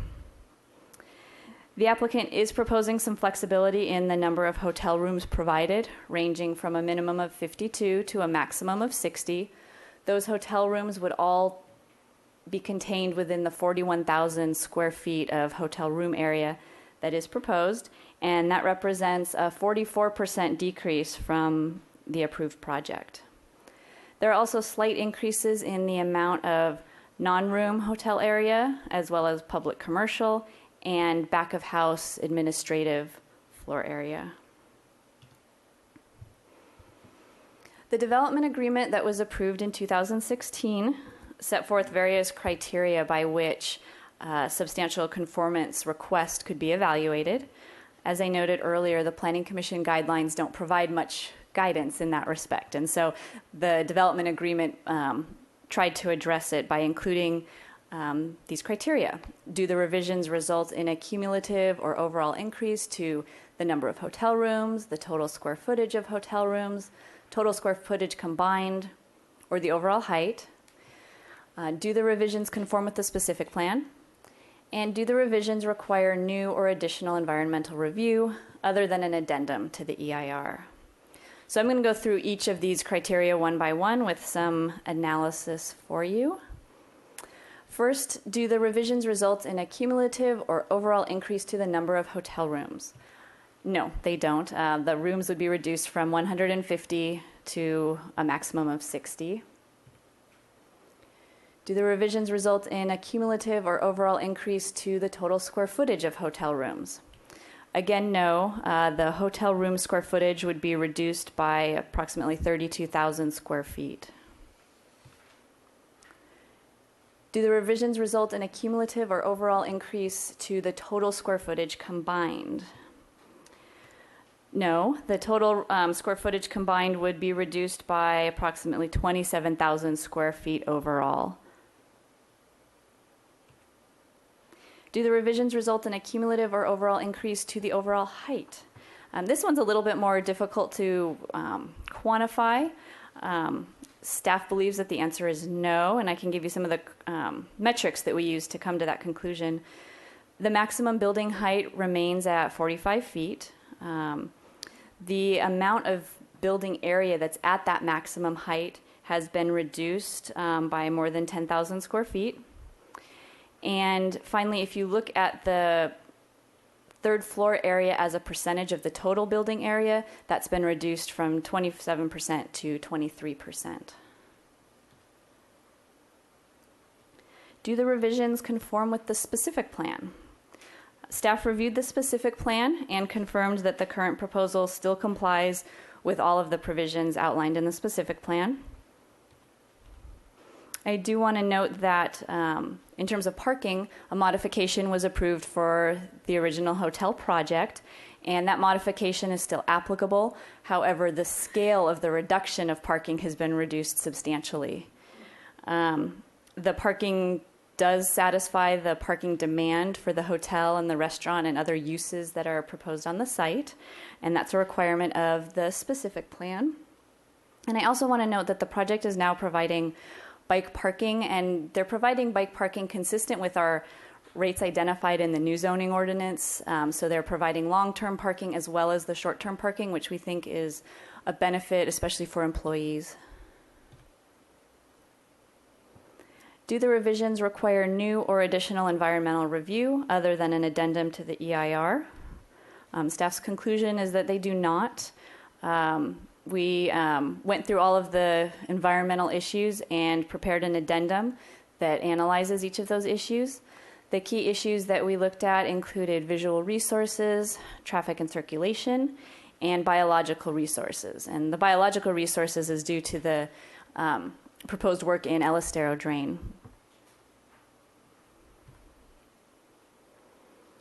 So that outlines kind of, it's a big overview of the project. There's more detail in your staff report, also some other issue areas that we brought up just for your consideration. I think the applicant may go into those, and they'll also show you a lot more visuals to help you compare the approved project to the proposed project. But in conclusion, staff recommends that the Planning Commission provide feedback to the Community Development Director on whether this proposal is in substantial conformance with the approved project. Thank you. Thank you, Mr. Busk. Commissioner Campanella, you have a question? Thank you. This question arises out of your great job of putting these comparisons together. That's excellent. I presume, I don't see it here, but I presume also that the footprint of all structures, the footprint, foundation footprint, that it's either, is that less or more than the original project? I'd have to double check the statistics on the plans, but I believe it's less than the approved. I can get that for you. Yeah, okay, thank you. Judging from the other statistics, that's probably the case, but sometimes it's not. You know, you could reduce square footage, but the footprint of the buildings could still be greater than it was before. Thank you. Thank you, Commissioner Campanella. Okay, Ms. Elledge, welcome. You've got your required or your requested time on the clock. And whenever, I'll wait till you, are you ready to go? You are. So. Okay, great. Good afternoon, Madam Chair and Commissioners. My name is Suzanne Elledge, Suzanne Elledge Planning and Permitting Services. Happy to be here before you today. Our presentation might actually be a little bit shorter because Allison and I think alike. And there's a few slides on here that I can probably go through pretty quickly because it will be redundant with what she just presented to you. I'd like you to know that with me here today is Eli Parker and Ashley Parker Snyder, the Parker family, along with the entire team. We're giving you a presentation, but we have only 3 of us are participating in the presentation, and everybody else that has produced a deliverable that's given you support materials for this review is here to answer questions. So just know that you've got all those resources here. I want to start off by just expressing our sincere gratitude to staff for their thorough analysis and presentation today, but their professionalism and assistance throughout this process. It has been truly a pleasure to work with them over these past 2 years. As you are aware, and as Allison just went through, the project was first envisioned more than 30 years ago. The approval for the project came after several years of negotiations 25 years ago. It's a long and complex history, and I think Allison just did a great job of summarizing it for you. So I won't take any more time in our presentation today to do that. Our presentation will focus on 3 primary reference documents that guide the SCD evaluation: the entitled plans, the proposed plans, and the SCD criteria that was established in the 2016 development agreement between the city and the Parker family. And again, we hope to just assist you in better understanding the project, its benefits, its design, which satisfies all of the specific plan development standards. And we hope to demonstrate how the project satisfies all the SCD criteria and to answer questions that you may have. I forgot that I had this nifty. There we go. So everyone here on the commission except you, Madam Chair, was here in 2016 when the commission recommended approval of the development agreement to City Council. Your recommendation and council's subsequent approval paved the way for this reduced project to come before you today. The quote on this slide from the development agreement reflects that the parties anticipated the possibility of a smaller, better project replacing the entitled project. Recall that at the time, the previously entitled project had active permits, and if the development agreement had not been approved, the Parkers could have proceeded with building the 150-room hotel that was essentially 3 stories all around the perimeter of the 3-acre site. When we came before the commission in 2016, we told you about the early concepts that were being developed for a revised, smaller project. And what is before you today brings to fruition the potential of a revised project that was made possible by the 2016 development agreement. Over these past 2 years, the owners, the team, city staff, and the design review boards worked together collaboratively to create a revised project that we think gives you every reason to be pleased with the recommendation that you made in 2016. This is where I was going to walk you through how the project meets all the SCD criteria, but Allison did that, and so I think I will just note that the comparison, a lot of this is quantitative, and so it's very easy to conclude whether it's reduced or not just by looking at numbers. There are a couple of things like reduction to visual, traffic, and circulation impacts that took analysis, and we've submitted those reports to you that document the reductions. And then with respect to the visual impacts, we did provide 3D massing comparisons in the plans that you have. We're going to go into those in a little more detail today and give you a couple of additional visual aids to assist with that. And then I'll just simply highlight the more significant reductions that you've just seen. The fact that we have at least 90 fewer guest rooms. We have a reduction of 32,000 square feet in guest room floor area, a reduction of 34,000 square feet in total square footage. And here's your answer, Commissioner Campanella. There's a 13,000 square foot reduction in footprint.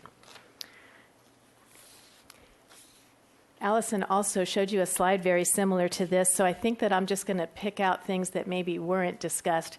The purpose of this was to show you the various project components and how they relate to each other, and I think you have seen that now. I guess I'll point out that the critical difference, I think, between the entitled and the proposed projects was the relocation of back-of-house and administrative functions to the north parcel, which freed up open space and reduced massing on the south parcel. Architecturally, the back-of-house building on the north parcel reflects the industrial area in which it's located, north of the railroad tracks. That was done intentionally. ABR agreed that that was appropriate for that building. We have been to ABR several times, and our most recent visit with them, they said that they were prepared to give the project design approval following substantial conformance. They can't give that approval until after a decision is made on substantial conformance, but they're ready to do it.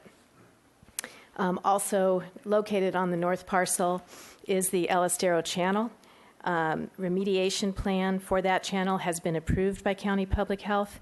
A restoration plan has been approved by City Creeks, and it has been submitted to, it's been designed to complement the work that's been done in the channel westerly by the city. And we have submitted applications to the Corps, California Department of Fish and Wildlife, and Regional Water Quality Control Board, who are reviewing both the remediation and restoration plans. We hope to commence effort on that in August. Of course, the south parcel is where the hotel is located. The transition area, also delineated here, like on Allison's slide, is intended as a buffer zone between the hotel use and the public park. The parkers are obligated to landscape and maintain that area in perpetuity. A conceptual design for the transition area has been reviewed by Parks and Recreation Commission with favorable comments, and we will continue to work with Ms. Zachary and her staff as the plans get further developed. At the Hilton site, as you saw, there's 100 valet spaces as well as 50 overflow parking spaces. And parking came up a couple of times while we were on the site visit the other day, so we did put this overview together. The way that the parking plan is intended to work, it involves all of the sites. There's 37 employee parking spaces on the north parcel and 24 bike spaces. 16 of those are inside. 10 spaces at the hotel, which contain all of the electric vehicle and ADA spaces, and then the 100 valet spaces and 50 overflow spaces at the Hilton. I want to note that the 100 off-site parking spaces were required by the 1993 hotel conditions of approval. If they were located at the Hilton site, as these are, then an agreement was required that that was to be recorded, reviewed by the city, approved by the city, and recorded. And that agreement, that's all happened. There is an agreement. It's been recorded back in 2005.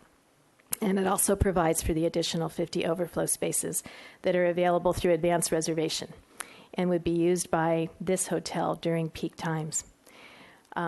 Also, I'll point out on this slide that the medians in Calle Cesar Chavez are proposed to be widened. The travel lanes are being narrowed, and we have added a new crosswalk, as Allison showed you, and as shows up here, where the valet and other pedestrians could cross the street at that level, where the sidewalk, the pedestrian access from our hotel and the driveway come out going across to the other side.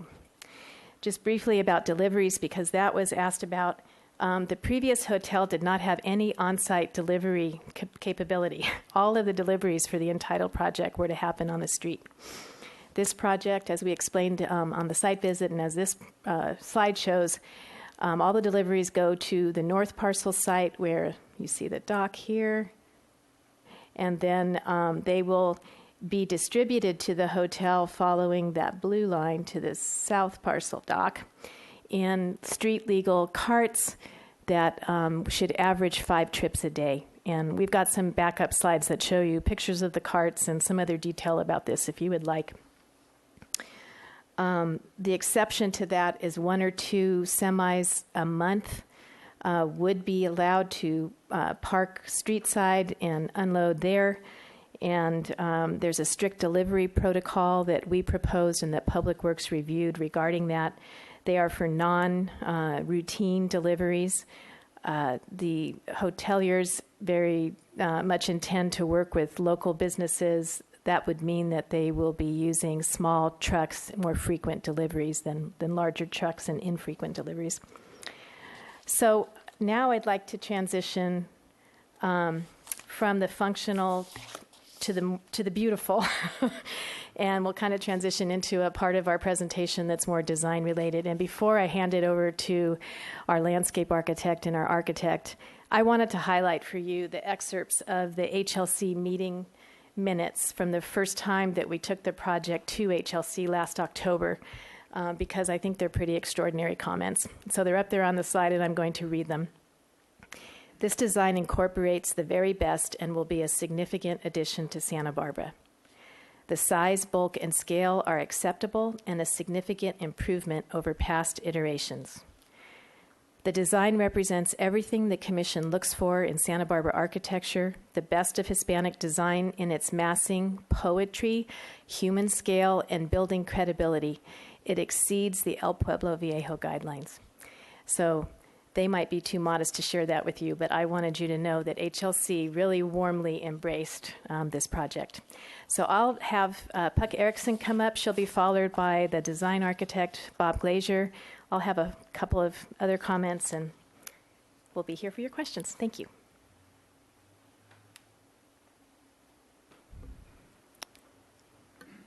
I stopped the timer for you. So. Thank you. Welcome, thank you. Ms. Erickson. I move slowly. My name is Puck Erickson from Arcadia Studio. Chair Wiscombe and commissioners, thank you for visiting the site with us this week. The project encompasses a variety of sites and conditions, as you observed. And so we'll go first in our presentation to the north parcel. Where's the laser?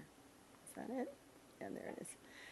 So a question came up during the site visit about buffering between the industrial zone and the project to the south.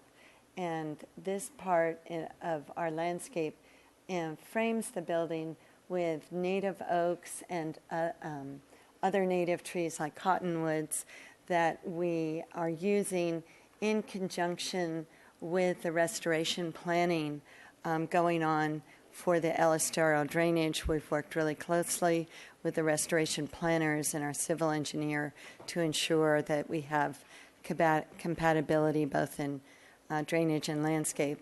The building itself is clad in metal and stucco siding, and it has a metal roof to house a large array of solar panels.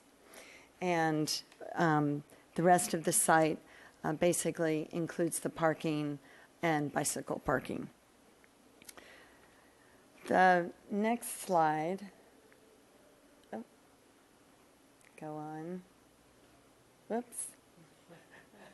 Is that good? Okay. The next slide is about the overall site planning. And the plantings along the medians and parkways of Calle Cesar Chavez echo the direction of the street, but the buildings themselves and the garden walls are actually stepped to increase more planting areas and also enrich the facades of the elevations. I think this is quite a departure from the previous approved plan. The existing trees on Calle Cesar Chavez are proposed for removal, these little guys right here. And we are planting new ones of the same species, allowing in newly configured planting areas, allowing for better growth of those trees. The palm plantings in the reconfigured medians will be augmented with additional plantings to further enhance this gateway experience that we believe is becoming increasingly important as a gateway in the city as changes are occurring in the Funk Zone and the area north of the freeway. The proposed hotel also meets the setbacks required, meets and exceeds, I might add, the required setbacks on the other boundary lines, giving us increased landscape space as well. You go to the elevations because I'll do 3 slides at once. Unlike the entitled plan, the proposed hotel opens up to the south, and the part of the interior part, if you look at the footprint, this whole interior part is set quite a ways back from Cabrillo Boulevard. And it's really not unlike the foreground of the courthouse, where the landscape spatial proportions are in sync with the height and scale of the building massing. This approach gives passersby and park visitors a sense of inclusion and engagement with the landscape, and particularly mountain views, while maximizing the privacy, views, and amenities for the guests of this luxury hotel. Like the original proposal, We are not incorporating direct access to the restaurant or the hotel from Cabrillo Boulevard, since it would require an entry point from the park, and Parks policy does not support that. At both the east and west wings, which are right here, the building, you can see how the roof lines actually step down to two-story structures. And those elements of the building are highlighted with vertical counterpoints of specimen palms. This is in keeping with the EPV guidelines that remind us that in this tradition, the landscape treatment to exterior public boundaries, and I am quoting, is sparse in vertical vegetation with a richly textured understory. And now we'll go to the transition area, which has been a lot of fun working with the Parks Department on this. One of the unique features is its relationship to the park. This area will be landscaped and improved for the use and enjoyment of the public in this portion of Chase Palm Park. Through our work with the Parks and Recreation Department, we have inventoried and assessed all the existing trees within the transition area with a certified arborist. We also analyzed the pattern of existing palms, both in type and rhythm, along the frontage of Chase Palm Park, and replicated it. This pattern of palms is actually a replication of all the palm plantings to the west along the existing portion of Chase Palm Park. And that was something we discussed in depth with HLC. With low water use turf and ground covers, we continue the greenscape envisioned by the Olmsted brothers. In the plan created in 1924 for improving the waterfront and the city's traffic system, although much of the plan couldn't be developed because of the earthquake, the vision for the waterfront and boulevard still remains very relevant today. With input from the city arborist, Park and Recreation staff and commission, and the Street Tree Advisory Committee, we have developed a design that includes improving the pedestrian experience all along Cabrillo Boulevard by adding a secondary path, short-term seating, and plantings that have a variety of texture and color. Looking back at the Olmsted Brothers plan, we actually found that the plan included a suggestion for the development of a botanical garden of unusual interest owing to the great variety of plants grown in Santa Barbara. So in the eastern terminus of the park, we're actually proposing an informal horticultural destination designed to delight both the casual visitor and the serious gardener. This space will attract new user groups and create a strong focal point for this portion of the park. The design is a careful balance between the visual presence of the hotel and the surrounding public spaces.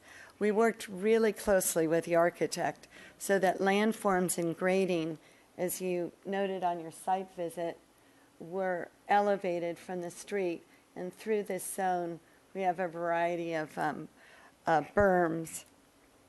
And this allows us to work harmoniously with the articulation of the building massing, but still create a distinction that's a little subtle between the public and private space, and celebrates the marriage of buildings and gardens that we think is unique in the Spanish colonial tradition.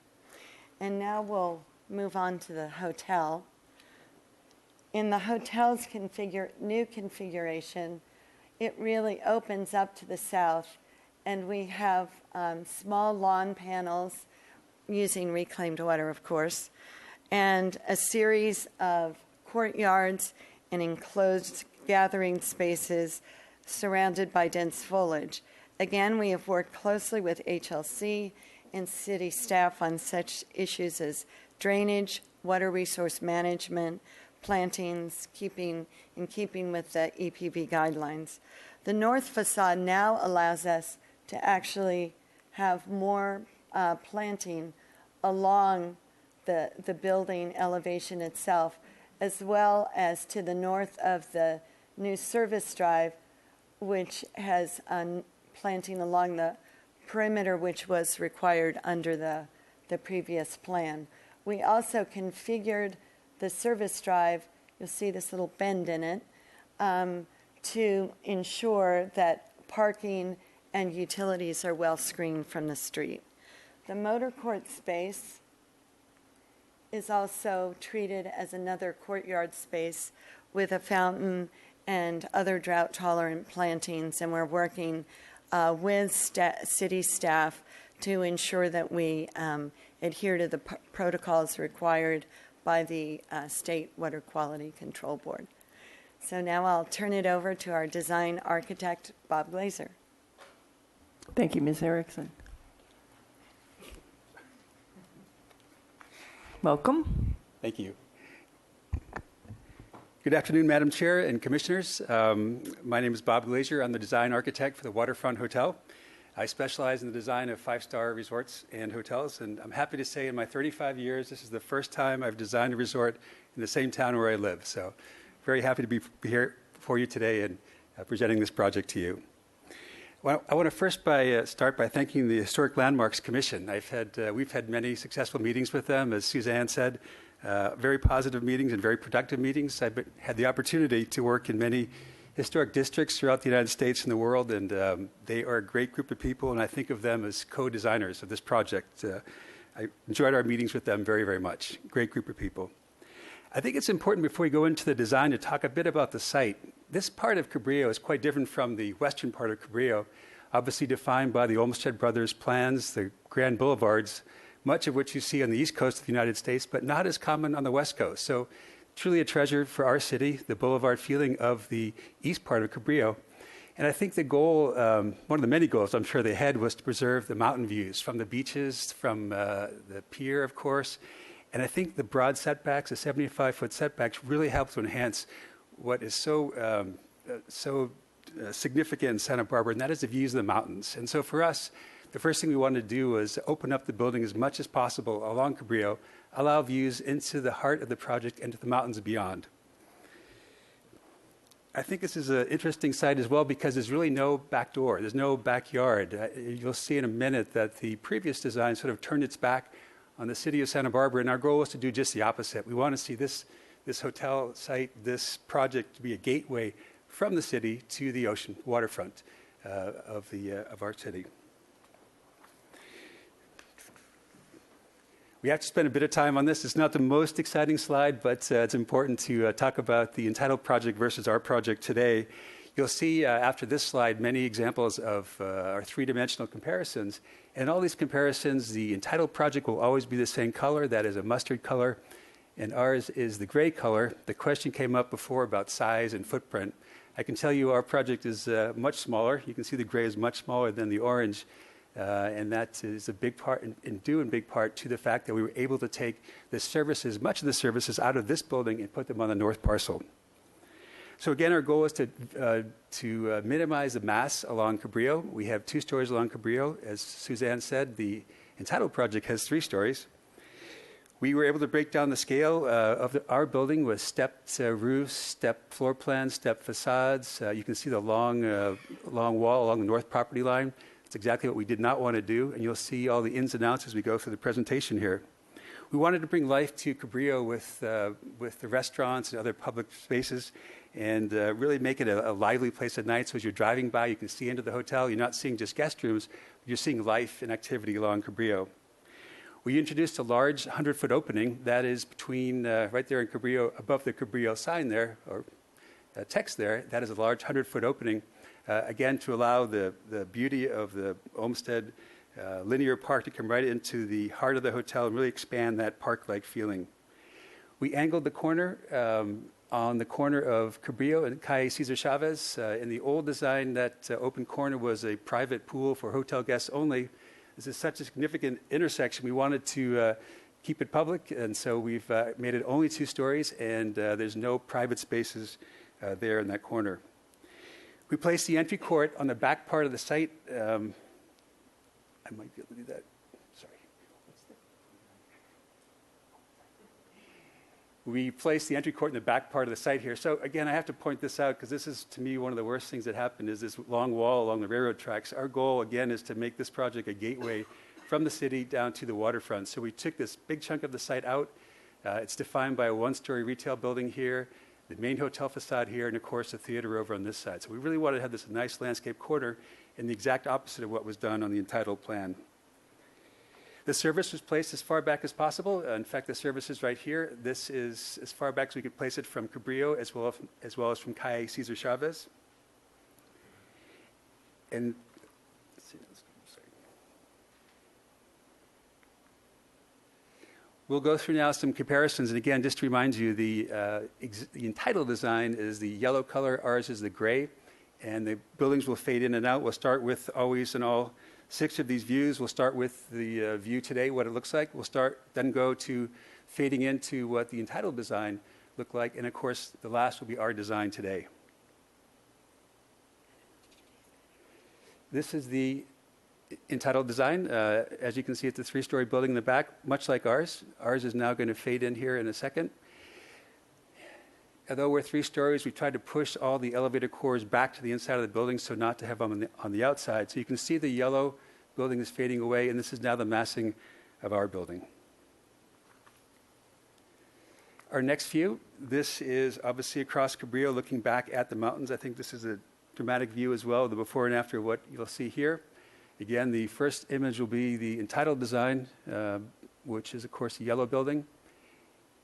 And then it will fade into what we're proposing. And I think here you can see the significance of keeping 2 stories along Cabrillo. To me, this is one of the best things we could do for Santa Barbara was to preserve those mountain views from the beach and, of course, the walkway along there. So very proud of that. We were able to put the big part in the back and the small part in the front. In fact, our goal was to take those 2 buildings in the front with a 100-foot void between and really have them frame the view into the heart of the hotel there. We did not want to put a great big wall.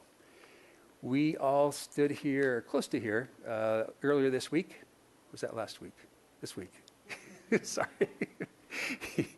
Yeah, this is a similar view, but the reason we're dwelling on these is I think you can see the before and after is so dramatic, and very proud of the fact that we were able to preserve these views of the mountains from Cabrillo.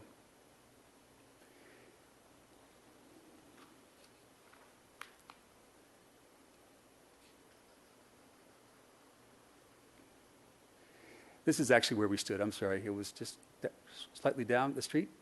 Very similar view and a very similar effect, what you'll see in a second.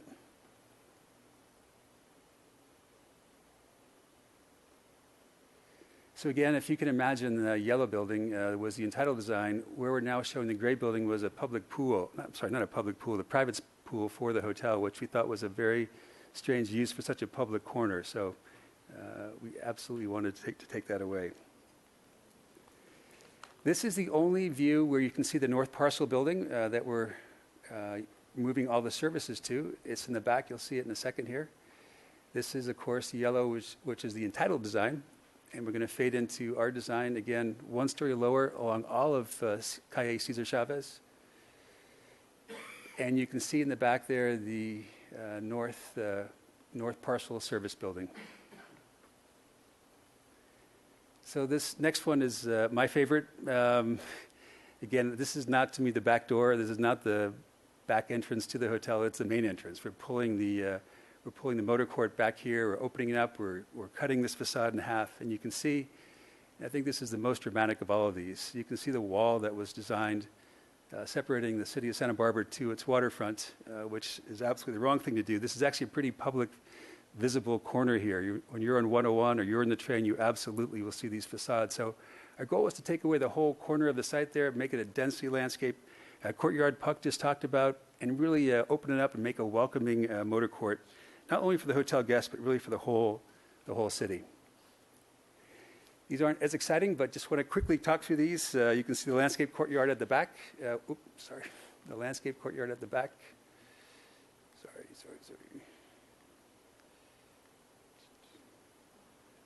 The landscape courtyard here, again, this is where the wall was. This is where you open it up. This is a one-story building.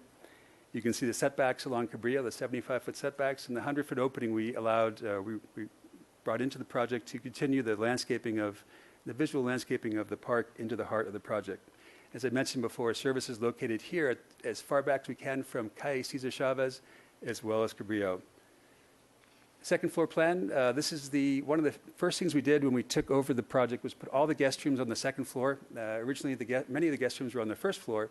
And at a five-star hotel, I think guests want privacy, so we brought them up to the second floor, and people absolutely want ocean views. So it was very important to us to bring all it up to the second floor.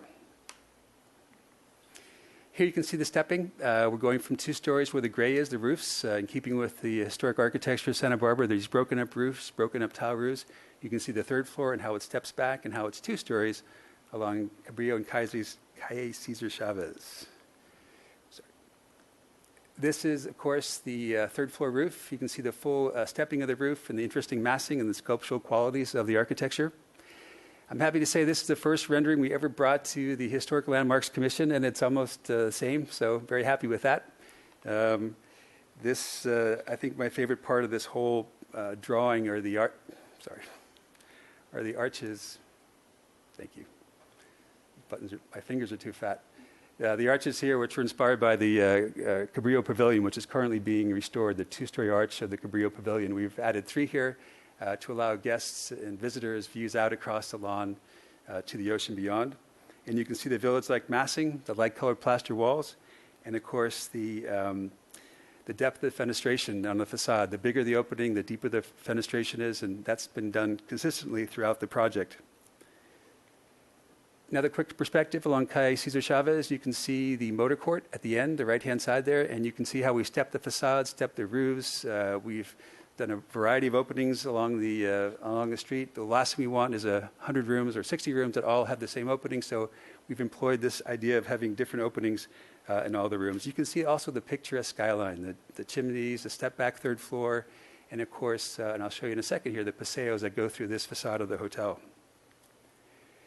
This is the same elevation. It's along Calle Cesar Chavez. The paseo I was talking about is this. Guests can come out of the hotel in and out of this paseo, much like across the street here, right across from this street from this building. You can see the one-story elements and the 2-story elements here, and of course the third floor setback. So quite a sculptural facade. This is along Cabrillo, and you can see how we've taken the massing from the 3-story wall down to 2-story, 2 separate buildings, and framed this view into the heart of the hotel. And there are my arches, which I love, inspired by the Cabrillo Pavilion. That's a close-up of those arches. And this is the park facade. Now this was a great help by the Historic Landmarks Commission. They suggested adding vertical elements to this. It was all below the red dash line. We, at their suggestion, increased the height, got lots of variety. And this is really inspired by the drawing that's on the Historic Landmarks Commission wall, the David Gebhardt room, that long drawing for the study of Santa Barbara streets, with breaking it down into separate looking buildings and really breaking down the scale and having this really irregular skyline. This is the motor court, and as I mentioned, this is actually composed of 3 separate buildings. The theater, which is on the right-hand side. Sorry. My fingers are too big for this. The theater, which is on the right-hand side.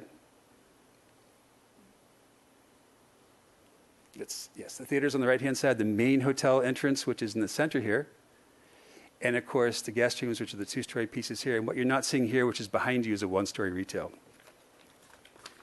I'm going to leave you with this elevation, and to me, the next one is the most important. To me, this is in many ways the front door of the hotel. It faces the city, faces the mountains, and much like the tall arches at the Santa Barbara, the city courthouse, those tall arches on the second floor next to the arch, to the right side of the arch, we put these deep openings to really give this facade depth.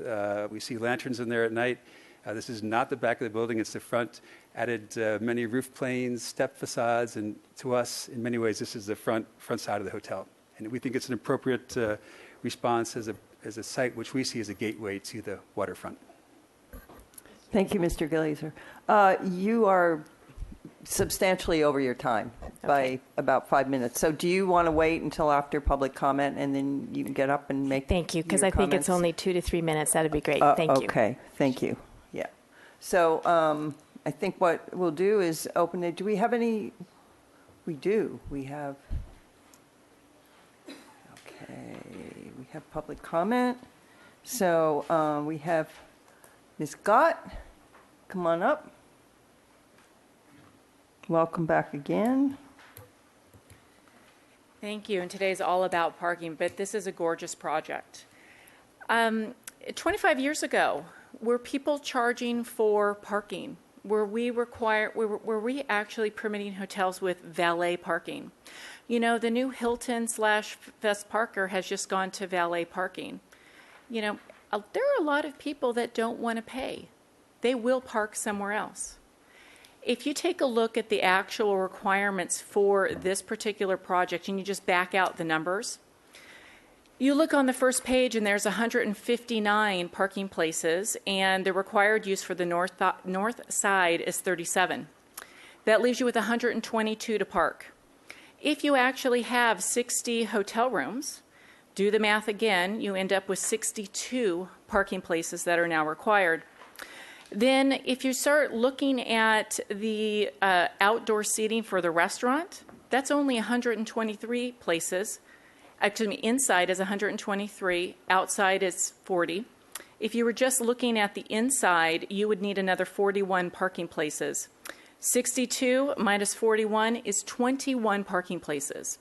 So you're going to have to go ahead and, with those 21 parking places, have enough room for the following: 40 outdoor restaurant seats, 3,500 square foot spa, 2,500 square foot banquet room, a 3,000 contingency room, a rooftop deck that has 45 lounge chairs, 17 bar stools, 25 seats for your tables and chairs, and then you have a 60-seat theater. And to top it all off with, across the street is where you're going to have the valet parking.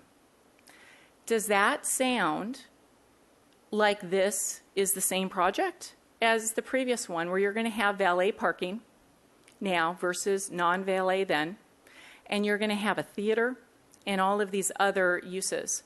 Doesn't really seem equal. When we actually permit hotels, we require a parking place per guest room.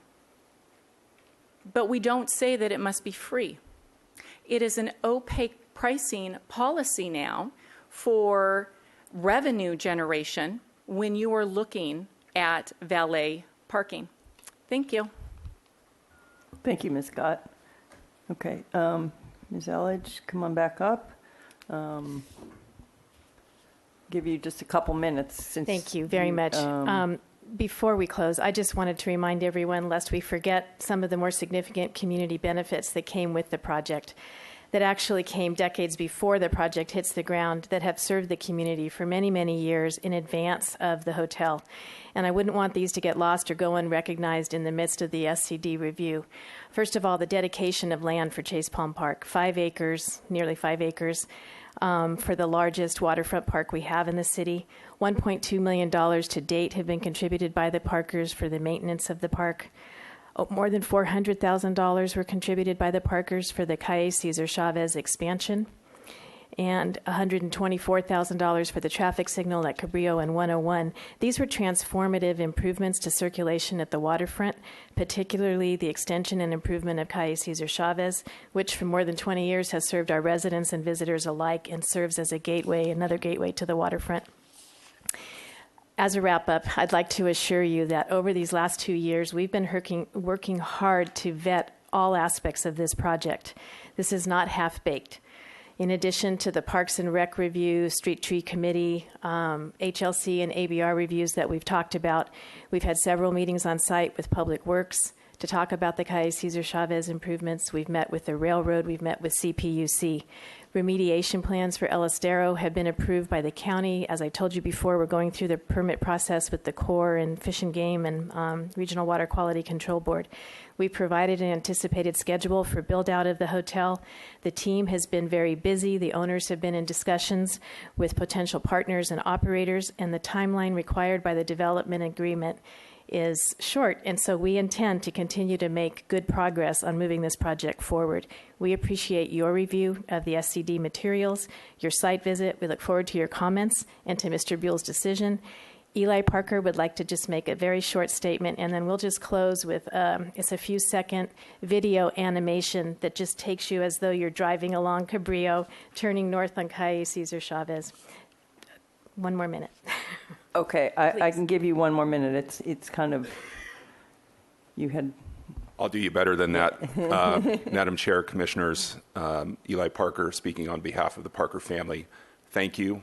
We heard you loud and clear the last time we were here, and the message was, we want to get this project built, and let's do it and get it done quickly. I hope the presentation today has confirmed in your minds that we've been working diligently at this, and we're excited about the project. We want to get it done. We're on the finish line. Thank you very much. Appreciate it. Thank you, Mr. Parker. And thank you very much for your indulgence. It's going to play in just a moment. This is it.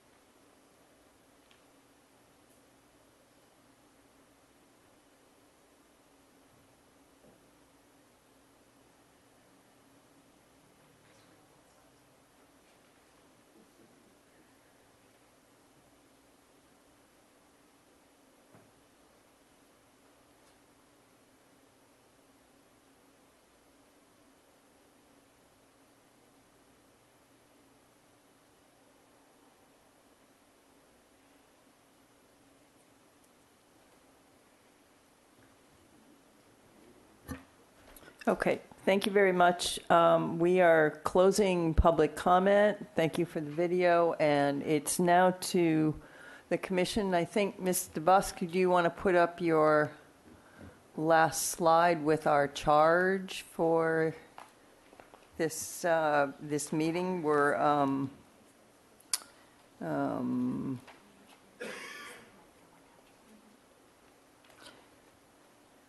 So my understanding is the substantial conformance determination will be made by the Community Development Director, and we will comment by vote as to whether the original findings can still be made, correct?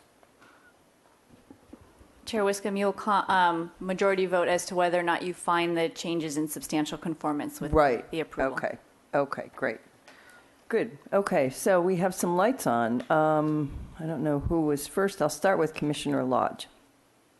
Thank you, Madam Chair. How will at the site visit and this afternoon as well, it's been said that there will not be public access to the property except through the main entrance from where the courtyard. How will the hotel property be defined as separate from the park? Is there going to be a wall? What's going to... Thank you, Madam Chair and Commissioner Lodge. I may want Puck to help answer this question, but essentially there is a grade change between Cabrillo Boulevard, the transition area, and then the hotel. So with the change in grade and the plantings and short walls that are proposed in the transition area, there is a visual opening, but a physical barrier, if you will. So you're not able to access. Oh, so there will be a wall of some sort. There are low landscape walls that are in the transition area below the berms, and maybe Puck could probably more eloquently describe them for you. Okay, thank you. Maybe it would be helpful to put up this slide. On the transition area, Commissioner Lodge, we have a series of berms, low walls, and significantly dense plantings of various types of aloes as part of the horticultural experience. And if anyone is familiar with some of the sort of aloe hedges through our city, we're using that type of material. And then along Cabrillo Boulevard, here we go. So that's occurring here, and they're sort of hard to see at this scale, but there are these low series of curving sandstone walls, like right here, that will be done in traditional patterns, and then they start breaking down here as well. And so this part of the project, this wonderful little lantern of a restaurant, almost sits up on a plinth of a little low sandstone wall. And then the grade here is higher, and there's a bit of a valley, if you will, that opens, almost draws you into this space like Mr. Glazer was talking about. And this was the original property line, so don't let that throw you off. I mean, that is our property line. And it's configured, it's an interesting configuration, what can I say? So we chose to ignore that, and the wall that I'm talking about is actually on our property, but then bleeds out into the transition zone. And we've really worked closely with park staff on this concept because none of us really wanted this feeling of a fenced or walled-in box. Okay. Does that help? I can understand that, Okay. why you would want it that way. Thank you. Okay, and then why is Calle Cesar Chavez being reduced from 2-lane to 1 lane? What was the... On each direction. Yeah, Madam Chair and Commissioner Lodge, there were a few reasons for that. One of the first things we did was meet with the fire department to find out what their requirements would be, and the width of the road is satisfying their requirements. The idea of the crosswalk sort of required the medians to be widened so that there was an area of refuge in the center of the street. And so that also lent to narrowing the travel ways in that part of the roadway. And there are also conditions on that street, conditions of use right now that are not favorable. There's use of the public right-of-way with semi-trucks and large trucks that stage in that roadway from the corner of, I'm trying to remember what that corner is, where the Cemex cement plant is. From that street southerly to Cabrillo, a lot of staging happens in the public right-of-way. So this is sort of a way by design of helping to discourage that. So I also want to say that the design has been, we've gone through a few proposals for the public works improvements, and we've worked closely with public works staff. They are satisfied with this plan as it is now. And we also had to vet any changes to the roadway configurations with the railroad, because the railroad crosses through this area, and the CPUC. So we had a site visit with them. The crosswalk, for example, was moved southerly so that it was further away from the railroad tracks than it was originally proposed, I think. And so there were adjustments made to the design to satisfy their requirements as well. Okay, it's not going to allow for parking that isn't there now. Though. No, in fact, there's parking of trucks that occur there now because there are 2 lanes that won't be able to park in the future. That's the idea. And are there going to be 5 vehicles that will be moving supplies from the back of house building to the hotel? Each will be making, on average, 5 trips a day, so that's 25 trips altogether. Right. And I assume you've considered the turning movement they're going to be having to make as they come south on Calle Cesar Chavez into the hotel. And where will they be dropping off? I assume not at the same... Slide, the parking slide. Not at the same place as where guests will be coming in. No, in fact, there's a service drive. You can see it on this slide before we move to the other one along the northern property boundary. That's also a fire access easement for the park's benefit. So that is the service drive. There's a separate entry drive into the entry court for guests. So Okay. not that one, but the parking slide that I spoke from at the kind of the beginning.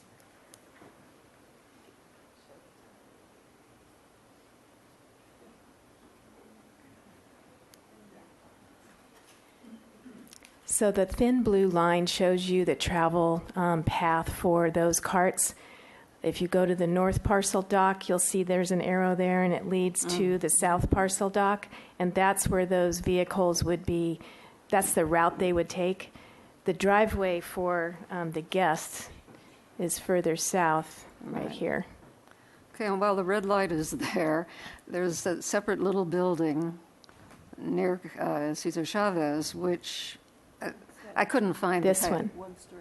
Yeah, it's a one-story commercial.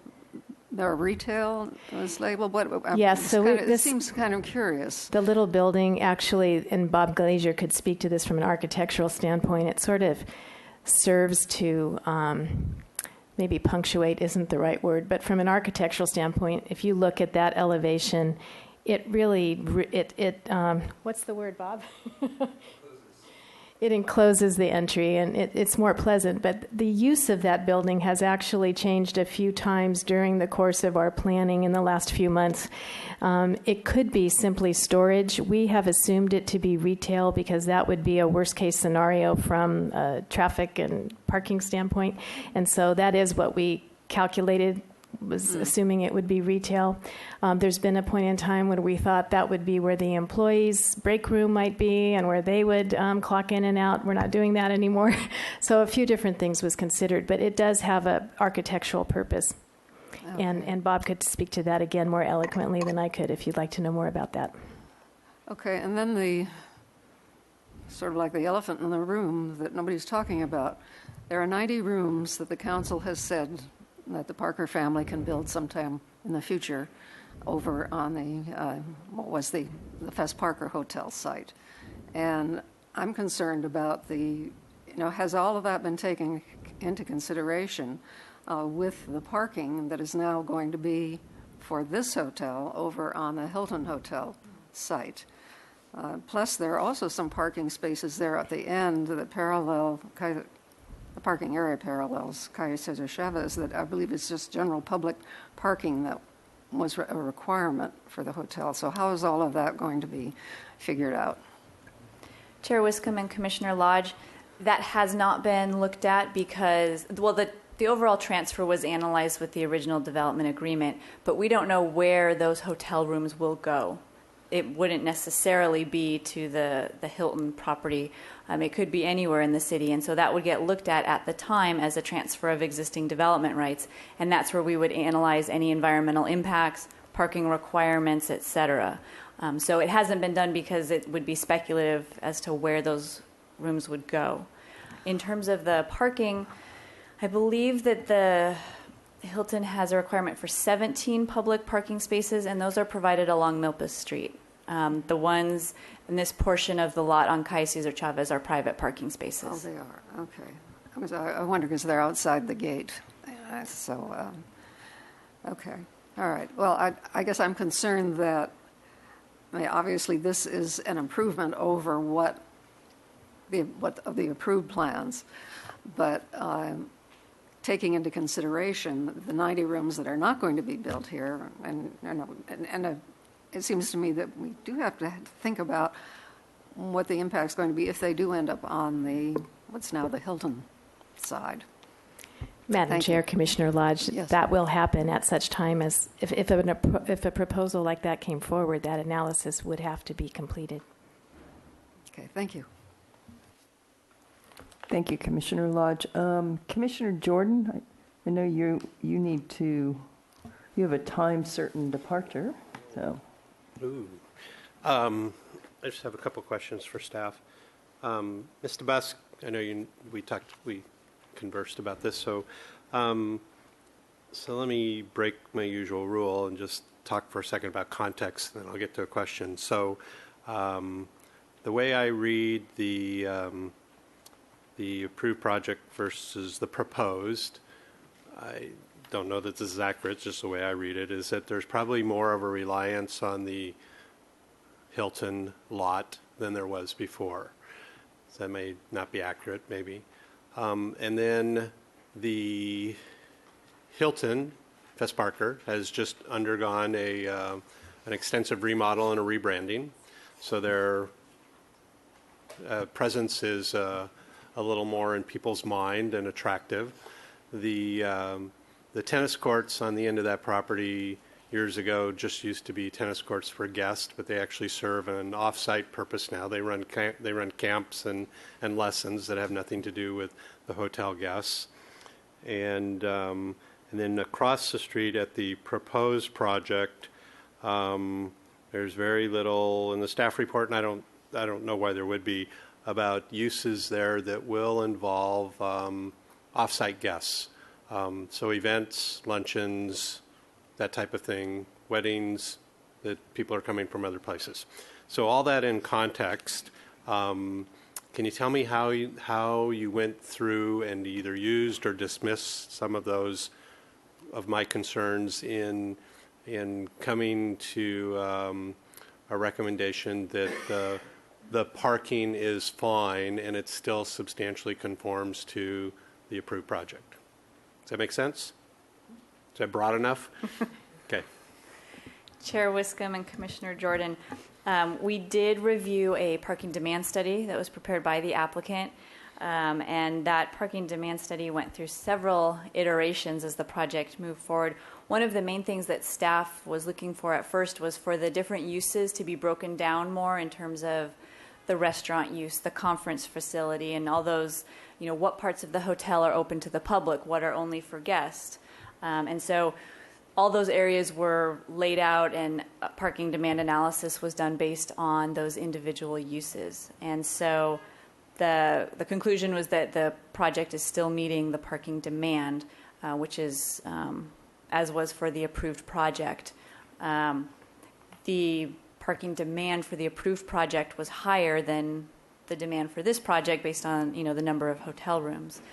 So in terms of like a proportion, is it more in conformance with the demand? I guess what I really just want to hear is there's nothing that I just narrated that jumps out and says, oh, we didn't think of that, because you did kind of consider all that. We do believe we considered all of that, and it is based on, the applicant, their feedback that the hotel pool and roof area is not open to the public. That is not intended as a public gathering place, but the conference facilities are. Even the theater room, that was looked at, even though it's anticipated that it would mostly be hotel guests, it was looked at as if it could be, open to the public. So we do believe that the parking demand study fully analyzed those potential impacts. Okay. But that's really the only concern I have. And then I'm just going to make a comment because I'm not fully convinced this will be done by 5 o'clock when I have to leave. But I don't have any problem coming to a conclusion that this substantially conforms.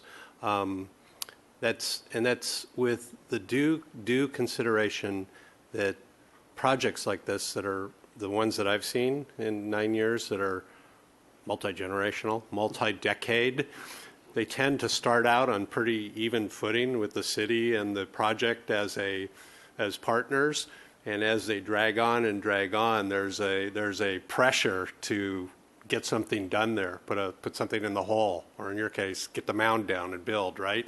And you start to get the sense that really the city's not a vested partner with that thing anymore, that there's such a pressure on the city to get something done.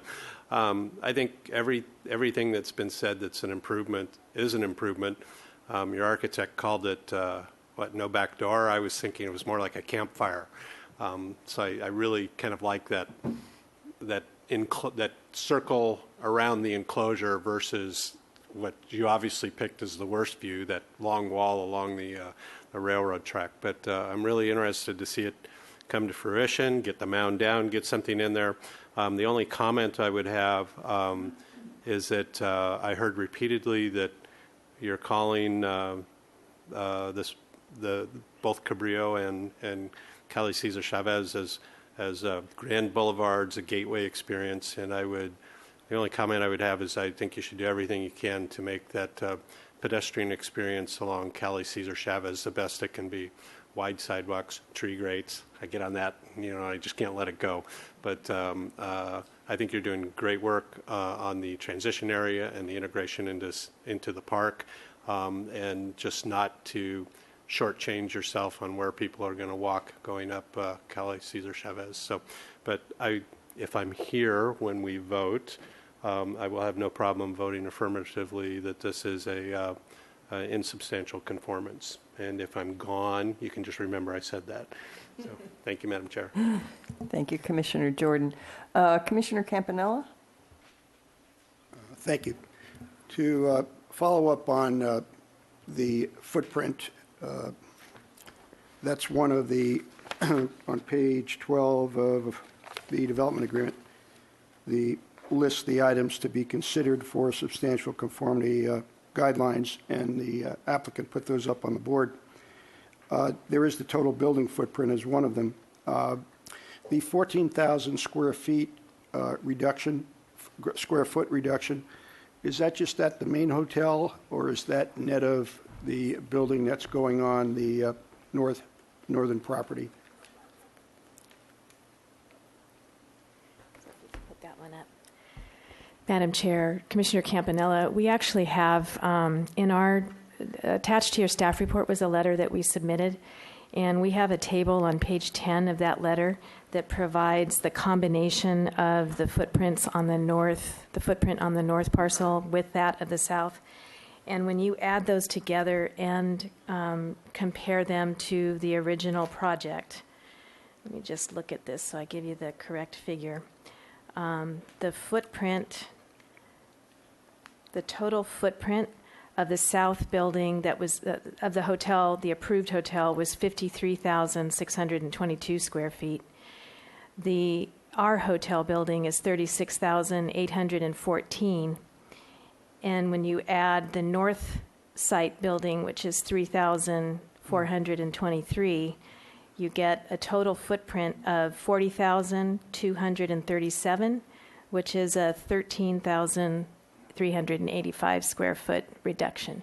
So Right, it's and, both footprints combined. Okay, good. And a comment, the reduction is at the more significant, a greater reduction at the more significant part of the property versus the north building across the Correct. railroad tracks. Correct. So you'd be over 17,000 square feet or something like that, just on the main hotel. Is that correct? If we added that footprint to the south side, Yeah, yes, right. that's correct. Okay, so that's Yeah. significant. Yeah. Okay, great. Let's see, question on, I don't know who would be addressing it. I'll address it to you and you I'll can try. call them up. As far as grading work, the indication is that the work has been primarily completed, or is there import required? What's still to go on as far as the grading operation and import specifically? I am going to ask Mr. Cassesi to come on up and answer that question. We do have our earthwork quantities estimated on the grading plans for each site, but Mike knows this stuff off the top of his head, so I'm going to ask him Good, to come up. thank you. Michael Cassesi with Mac Design Associates.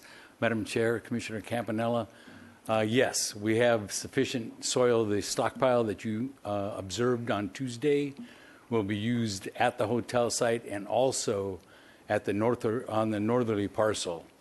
We may not balance that site. That stockpile was brought on site for a different finished floor elevation. We've lowered that elevation, so some soil may be removed from the site, but most of it will be used on both parcels. And that is structural material for the most part? It is structural and clean material. It was tested by Pacific Materials Lab before it was allowed to be deposited on the site. Right. And on our site visit, I thought I could get a question to you because a lot of times you just sit there in the back, and I want to make you join in. So I was able to do that. Thank you. Thank you, Mr. Cassesi.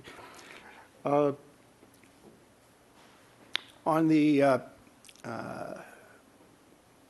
vehicles being used to bring in material, et cetera, we were talking uniquely about this site, but with those trucks coming in with food supplies, would they be delivering at the same time also to the Hilton?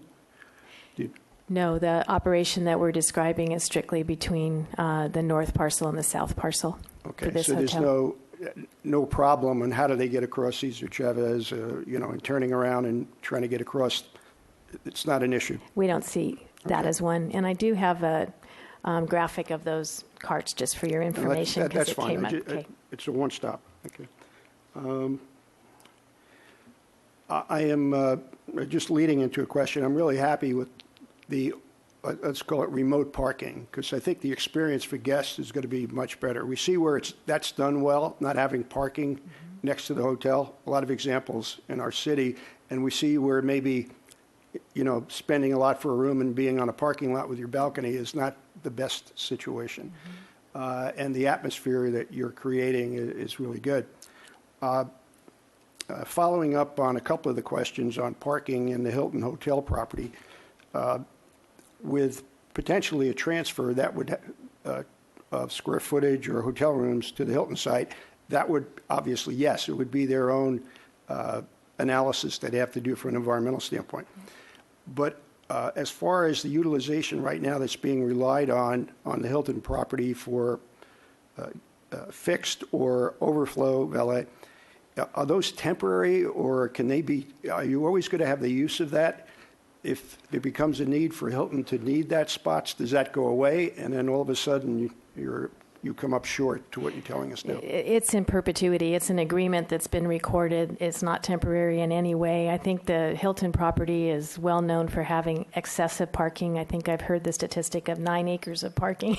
It's more than 900 parking spaces.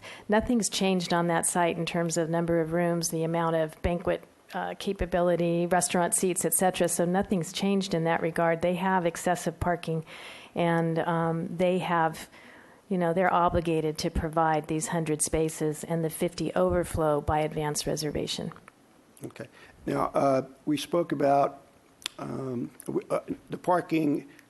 Let's see, the parking that's available to you, proportionate to what was there under the old development plan, the original development plan. That percentage is pretty close versus the number of rooms that are being eliminated versus the room count. It seems like my concern was that functions in the banquet rooms, et cetera, may not have gone down as significantly as the room count did as far as parking requirements. Yeah. But it seems that you have a good percentage of the original plan is still retained as far as overall parking. Am I correct? Do you mean retained in the sense that we have 150 overflow spaces as we did with the original plan? Right, versus you lost 1/3 of the rooms. Right. You're not only counting you need 1/3 of the parking, because banquet facilities and other operations there are still probably more comparable. There are some offsets, and you might want Scott Schell to come up and give you some more detail on that. But there are some offsets. So yes, there's obviously a big reduction in rooms, but there's a higher employee count per room with this luxury hotel. So that's a little bit of a change. But there's a huge decrease in the number of employees that were assumed for the approved project versus the proposed. But if you look at the number of employees per room, there's a higher ratio for this project because it's a luxury hotel. But yes, there's smaller amount of square footage for meeting rooms. We do have areas that are not open to the public, as was mentioned, the pool and the pool bar on the roof, and the breakfast area and some other things. But if you'd like, Scott could give you more detail on what those offsets are. And if you wouldn't mind, that'd be great. Thank you.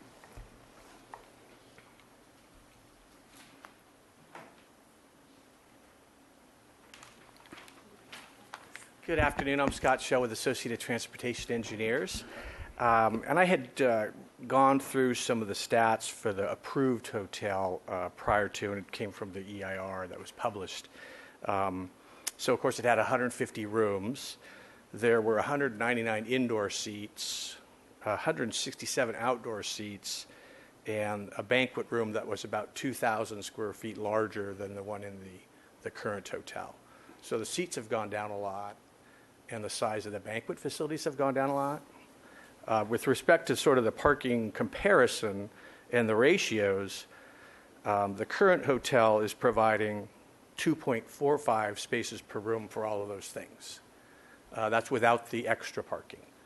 When you take the 50 extra, you get up to 3.3 spaces per room. So it's a really high ratio for a hotel. If we look at the old project with the larger facilities and more rooms, they were only running about 1.7 spaces per room. So our ratios are much higher with the smaller uses. So it's a better deal. Thank you. That's a great summary. Appreciate it. Question for staff. The project will be coming back to us at some point. Is a coastal development permit needed, or is that already been approved, and this is substantial conformity to the development permit that was issued before? Chair Wiscombe and Commissioner Campanella, that's correct. The coastal development and other approvals have already been made, and so the purpose of this hearing is just to see if they are in substantial conformance with those original approvals. Okay, thank you. Thank you. Oh, thank you, Commissioner Campanella. Commissioner Higgins, I think you're next. Thank you, Mr. Shell. Could I bring you back up here for a minute? I don't want to fixate on parking. I don't have an issue with it, but I will disclose I didn't read your parking study. Sorry, but I wanted to maybe, and I'm not sure if this information is in there, but could you help us with whether or not, the earlier history in the project, maybe the mod that was attached to the project in the past, or your analysis now, to what extent is there a parking reduction or trip reduction because of the proximity of the train station or other mass transit options here and not maybe in other hotels? Any site-specific reduction for those considerations? The train's less than a mile train station. So is there a profile maybe that some people are going to take the train, hopefully? As a worst-case analysis, we did not look at any multimodal reductions for this particular site. I know that, in some of the discussions with Entrada de Santa Barbara, those were looked at by the Planning Commission and through the environmental document. But staff has been tough and wanted to say, just go by the book, be conservative. So if you were by the book, then it would need to be within a quarter mile, or is there, is there a benchmark there? The book doesn't really give a reduction for multimodal right now. We are updating the book. A new one will be coming out next year, which will have those types of adjustments. Well, I'll read that one. Okay. Just kidding. I'll also say that, we did, at the last minute, because of the change with the Coastal Commission and the city's treatment of restaurant space in the coastal zone, we redid the zoning ordinance calculations to take into all seats, both the indoor and outdoor. It used to be if you had less than half outdoor, you got to kind of have those for free. And so even with that update and the current parking supply, we were only like 12 spaces off. So I think in terms of the modification, we're right at the nub, whereas the previous modification was for several hundred spaces. So you're fully loaded, in all aspects. Then any consideration for this notion that is now quite common in the industry to pay for parking separately? Is that, I know when I travel to other places and there's a heavy parking, fee, I'll consider taking transit, maybe not my vehicle, or I'm going to, drop my car somewhere else, right? So if it's $50 a night. So this has come up now a couple times here by some members of the public, and I want to say it actually has the opposite effect of what's being alleged by members of the public, that it's somehow going to increase parking demand on the street. It's going to actually have the opposite effect. You probably didn't analyze that for this project, but generally speaking in your industry, what do you find there? I totally agree with you. I've had that same experience myself in San Francisco. I go park at the BART station, and it's $5. But I don't know what the pricing is at the hotel. Madam Chair, Commissioner Higgins, I wanted to clarify something based on the public comment. There is still self-parking at the Hilton. They do offer valet, but people can still self-park. So I just didn't want that to be left with you as a perception that it wasn't available over there. Well, the distinction is in San Francisco or urban areas, there is no other alternative place to park. Yeah. So you're forced to pay or take transit. Here, there's lots of other options, street parking to take up, and we have to be sensitive of the coastal zone. And people using street parking to park in the beach. But I don't know. I don't find that the junior lifeguard competitions down there at East Beach. Those are the days and times that it's impacted. You have a kind of a parking demand problem, I think, by the Vercal building, but that's during the daytime, not in the evening, which I think is your peak demand. So that's my question.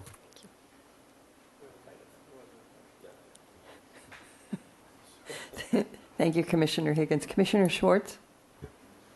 Thank you, Madam Chair. Ms. Elledge, if I could ask you to come back up. Ms. Elledge, if I could ask you to come back up. The lushly landscaped area that I think is referred to as the transition area, Yes. where there'll be, is there any plan for roving security to make sure this is a safe space for everyone concerned?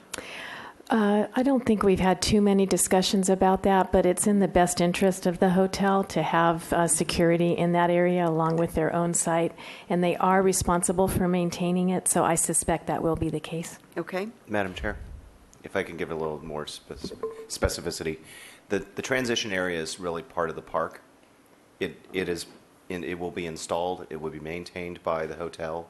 However, it is part of the park and is controlled by its use is controlled by the park. I expect that there'll be coordination between the hotel and Parks and Recreation, but it is part of the park. Okay.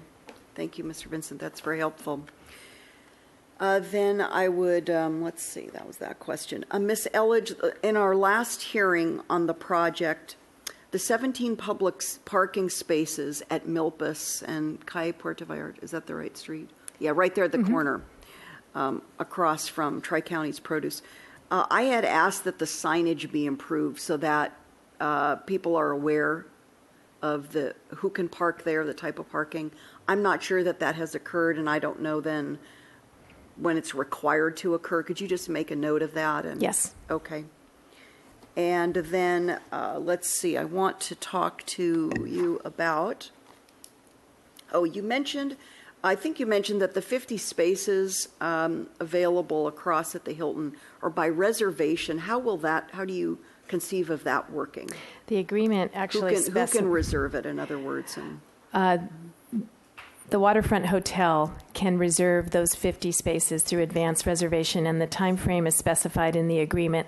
And it would occur when they know that they've got the public areas booked, and maybe it is a summertime, peak summertime, and it's a time when the restaurant's busy, that kind of thing. They would be advance planning to know that they perhaps need to reserve some of those spaces at a peak time. Okay. Let me go to the staff report now. I have a few questions for you.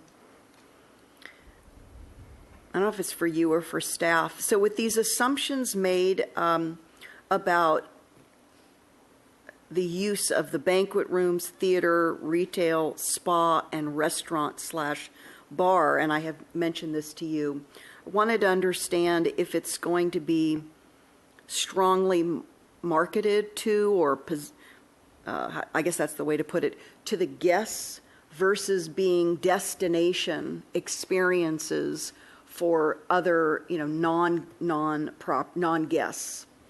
And the reason I mention this, you and I have had a bit of a conversation, is because we know from other experiences and community, even out at the Bacara, that it really makes a difference in terms of traffic circulation and parking requirements, whether or not it's primarily for the guests or whether it's going to be very attractive to many others, both locally and even out of area, to come and have an experience.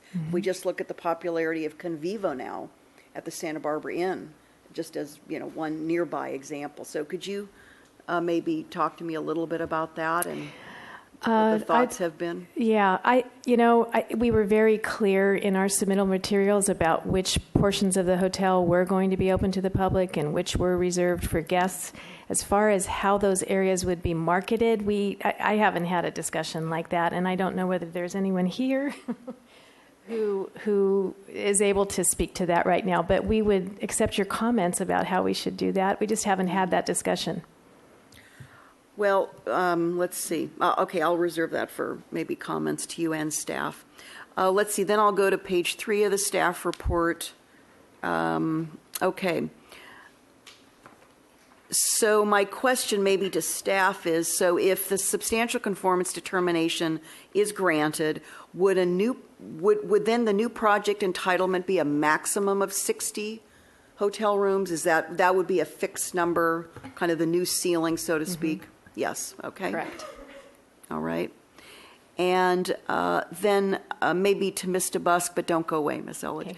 So on the top of page 3, Ms. DeBusk, in that first paragraph, there's a sentence, second sentence that reads, because the hotel operator has not yet been chosen for the project, it may result in reconfiguration of internal space and hotel rooms. Does this change, would this trigger a new SCD or not, Ms. DeBusk? Chair Wiscombe and Commissioner Schwartz, the reason that we brought this forward with the range is so that if an operator said, oh, we want to decrease the size of the spa slightly and have an additional hotel room, that wouldn't require coming back to the commission. So we set the maximum, but being clear that it's within the floor area that's currently identified. So the hotel footprint itself would not get bigger as a result of more or less hotel rooms. And a maximum of 60. I mean, that's really, Correct. again, what Ms. Elledge said. Okay, and then on page 5 of the staff report, when we're reading the chronology, I was wondering, Ms. DeBusk, so in 1994, the amendment to the original plan was certified by the Coastal Commission.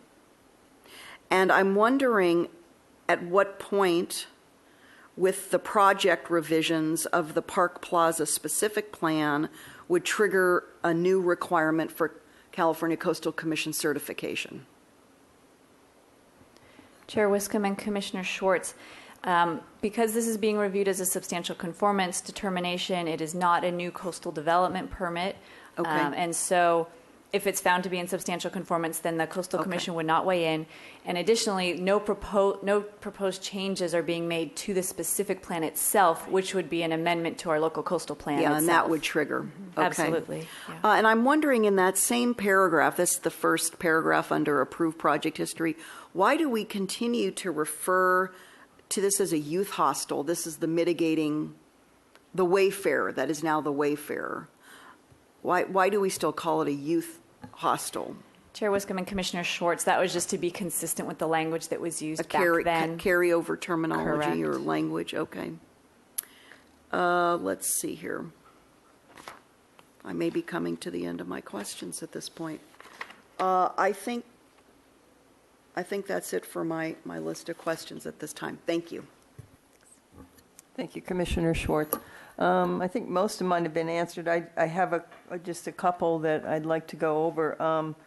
One relates to which on page 13 of the staff report under number 5, the restoration plan. First of all, Ms. Elledge, I was, I think, confused. You said you were going to commence the remediation plan, you called it, that's been approved by Santa Barbara County Health. You were going to commence the effort in August. Is this the permit effort, or you've already applied for the permits to the Corps and Correct. Fish and Wildlife? So what effort are you commencing in August? So, Madam Chair, it takes several months to get those permits. We submitted our applications in early May to each of those 3 agencies, and because it's work in the channel, they have to approve the work, the remediation work as well as the restoration work. So we're hopeful. We think that there's a 3-month time frame there for them to process the permits, and so we're hopeful that we obtain the permits by August and can commence then. Okay. And that work has to take place during... So the remediation work, there's some work that has to be done as far as removing the non-native vegetation and all of that. Mm-hmm. The remediation plan calls for certain areas within the channel to be removed. It's 10 by 10. Several of those areas, 10 feet by 10 feet, need to be excavated and tested. Once all that work is complete, then the work in the channel to lay back the banks and restore with vegetation can commence once it's determined that the soil is clean and everything's fine. So preferably the initial plantings of the restoration would happen before the rainy season or when the rainy season is upon us, and so Right. Okay. get a good start to those so plantings. there's a period Right. of establishment then, Mhm. yeah. Okay, that's great. And then with respect to the restoration plan on page 13 of the staff report, and I mentioned this, I think, when we were on site, it says the proposed project revises the detention basin to run horizontally along the northern side of the drainage within the 25-foot setback, but replaces the vegetated swale with a concrete swale. Now, that to me reads as a new change to this approval, and then there was an email exchange that said the concrete swale has a 70-foot extension on it, and it's always been concrete. So I just want some clarification on that, and I'd also like to know exactly where that is. Chair Wiscombe, I think that sentence was just misleading the way it was worded. It's always been a natural swale along the channel itself. The portion of the sentence that talks about the concrete swale is actually along the northern property line, the kind of triangular part of the property. And so that was originally an earthen swale, and now a portion of it is proposed to be concrete, the portion that runs between the two buildings. So I think the applicant can pull up a plan and better explain that. I would just like to see where that is, because it's getting, you're proposing a change would be to extend that by 70 feet, is that correct? To Yes. extend the concrete channel by 70 feet, okay. So. Yeah, the approved plan had a concrete channel in that location between what is now our back of house building and the building to the north. And we are extending that 70 feet to the west. But I'm going to have Jessica talk to you about this a little bit, because then all of our consultants will have had a chance to answer a question. You knew I'd get to this question because I asked it on site, so. Hello, Madam Chair. My name is Jessica Peak. I'm a biologist with Store Environmental. And so what's happening is the concrete swale, you can see in the upper portion on the northern boundary, there's the blue section. That's a small, that one. Yeah. So right here. Mm-hmm. So there's a small ditch there. It's probably about 2-3 feet deep that has vegetation in it. And that was bermed up during the remediation process in the past. And so now that portion of the drainage will now be ungrouted rock that will be permeable. And then the remaining portion that was always going to be concrete was from the corner of this building to Calle Cesar Chavez. That's going to continue to be concrete, but the concrete will extend slightly to like right here, and then it'll be ungrouted rock until the new culvert is put in. And that facilitates the stormwater requirements, and then also conveying off-site drainage. And so the rest of the restoration is focused in the El Estero drain itself. Okay, that explains it. So that 70 feet it joins up with the ungrouted rock area, is what you're saying. Correct. Yeah, So the 70-foot extension. Yeah, so this is good. So you can see here, oh, I'm doing that. Yeah. Sorry, I apologize.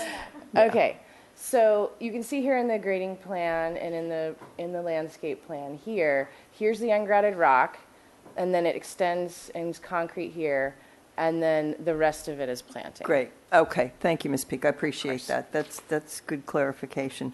And then I think this is probably for Ms. Elledge again.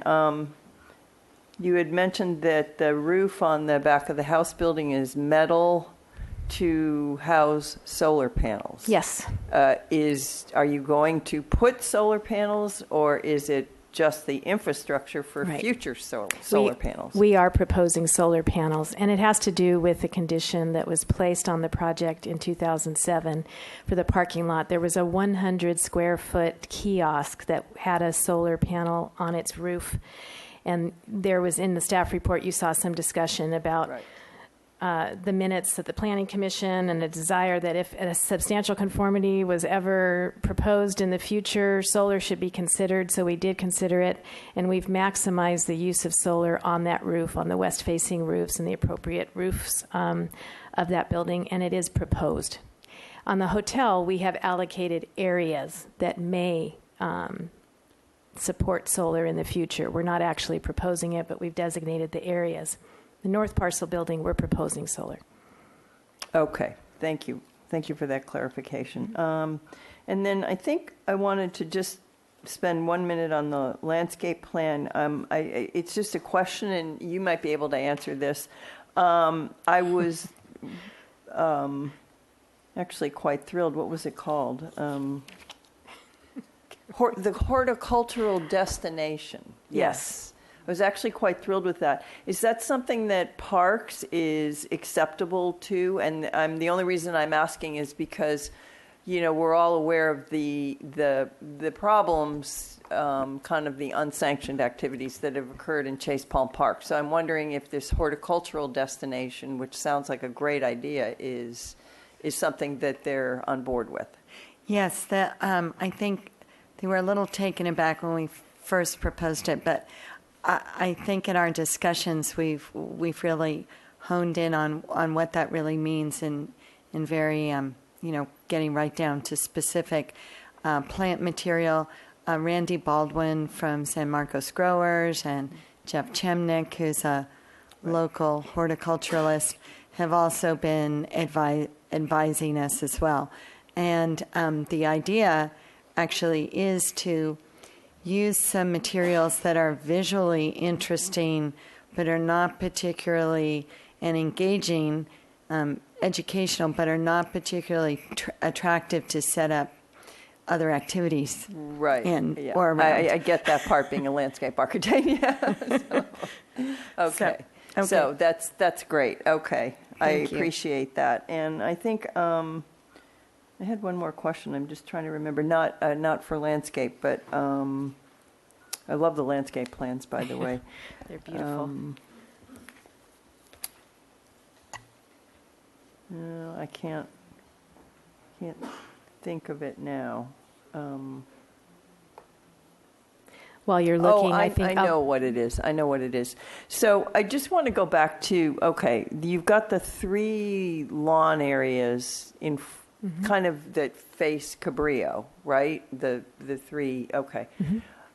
How does one move, if one wants to walk out to the ocean and maybe not go to the corner, how does one walk out of, are those pathways along, do they have to walk out to Calle Cesar Chavez? They do. They do. Mm-hmm. They can't walk out through those lawn areas and get out to that nice pathway, pathway in the transition area. Nope, they can stand there and think about how much they would like to, and then they would go.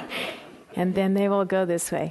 And I think that Commissioner Jordan's point about making Calle Cesar Chavez a nice experience is really an excellent one, because that is how they will be accessing the waterfront. It's got to be nice too, because I agree with the comments about a future gateway. I certainly wouldn't call it a gateway now, but it has the potential to be an incredible gateway to the city, and it is going to be your hotel entrance. So it's got to be pretty special. That's right. But so I'm hoping that the experience to get out there as a pedestrian is as special as your beautiful motor courtyard where you drive in to register. So I'll just remind you, I think during Bob's presentation, he showed you that Paseo. I mean, it's a really beautiful arch that you walk through. And I mean, coming from the hotel out to the street, it will certainly be a beautiful experience. And we get the comment about making the rest of it as beautiful. Yeah. Okay, great. Well, that's the extent of my questions. So we have Commissioner Jordan has to leave at 5, and if we can get through this, I'm optimistic, because I made a bet with him. He doesn't know it, but so let's we'll open it up to discussion. There's some things in here, Ms. DeBusk, that you talked about that are, staff has identified other aspects of the project that warrant Planning Commission consideration, which is on page 12 through 14, I guess, of our staff report. Are those things that you also want us to look at? Chair Wiscombe, not necessarily unless you have a concern about it. Oh, okay. So only if we have a concern about it. Okay. So it doesn't warrant our consideration if we're happy with the boutique hotel concept and the valet operations, et cetera. Okay. Great. So I welcome comments from my fellow commissioners. Commissioner Schwartz. Yes, I think I can go through this, Madam Chair, pretty quickly. I am going to find the revised project in substantial conformance with the entitled approved project. And I want to thank Ms. DeBusk for, I don't know if we want to put up the slides. I had asked her in coming to the hearing today to detail the exact criteria that we need to consider for a substantial conformance level 4. And so these slides are very helpful, Ms. DeBusk. And so on all of them, the hotel rooms, total square footage of hotel rooms, total square footage combined, overall height, do the revisions conform with the specific plan? Do the revisions require new or additional environmental review other than an addendum? I think those are the slides and criteria, Ms. DeBusk. And so I'm going to say that there are no impacts. Well, you say no to these, but I'm going to say yes, they conform. And then, so going right down that list, that's easy for me. And then I want to say, I think actually the revised project is a substantial improvement to what we saw previously. And I'm not just talking about the number of rooms, although I'm hoping that the reduction in rooms, along with the other improvements to the north and south parcels and the plan in its entirety, will really help move this forward very swiftly. I think we're all interested in that. The whole community is needing that, as well as property owners and the applicant. So I would think that also, being a luxury hotel, I would think that the valet parking is key to the preferences of the guests at this level of luxury. And so ensuring that the valet parking works well, I'm sure you're going to pay very close attention to that because of the luxury aspect to it, including the room rates, which I talked to you a little bit about, Ms. Elledge. So I know you'll be paying close attention now. In terms of my comments about the banquet room, theater, retail, spa, and restaurant bar, I don't know how much more there is to say except that we have to look very closely at the commitment to providing sufficient parking and the amount of parking that's been agreed to and that all the decision making has been based on. So I just say, pay close attention to who's using these amenities at the hotel. And if you start to see a shift away from guests, if it gets to be more disproportionately attractive to non-hotel guests, and to monitor that is really what I'm asking you. I don't know how else to say it or to codify it in my comments, but I think this is really going to be important because we're making a lot of assumptions, and staff has made certain assumptions on sufficient parking based on all of that. Of course, those of us who live in the community, we like these local attractive amenities, local destinations. I mean, I would always rather patronize, this is my own, I'm just going to say editorial on behalf of just myself, I always want to patronize a Santa Barbara establishment, to keep it in Santa Barbara, to support Santa Barbara, to patronize, to spend my disposable income in Santa Barbara. So certainly if this is attractive, somebody like myself would want to patronize the restaurant and bar. I don't know how you're planning to use the theater. We didn't get into that. It's really not before us today, but there again, just trying to keep it balanced with the amount of parking. And I will say that I'm glad to see that we are narrowing the street. I know that's sometimes often very controversial in Santa Barbara. You know, some people call it a road diet. It's kind of had these funny terms.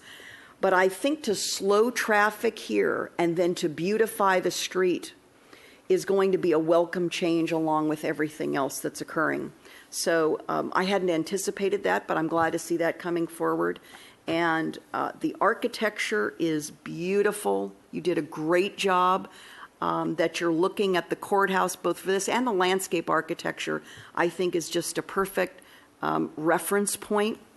It's the best of Santa Barbara, in my opinion, and I think this is going to be a positive addition to our waterfront area and to the kind of amenities we're providing both out-of-area visitors and to locals. So thank you. Madam Chair, those are my comments today.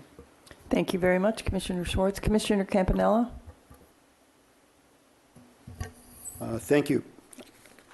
Yes, I agree on the criteria as far as being able to reach a decision on substantial conformity that's as posted on the board.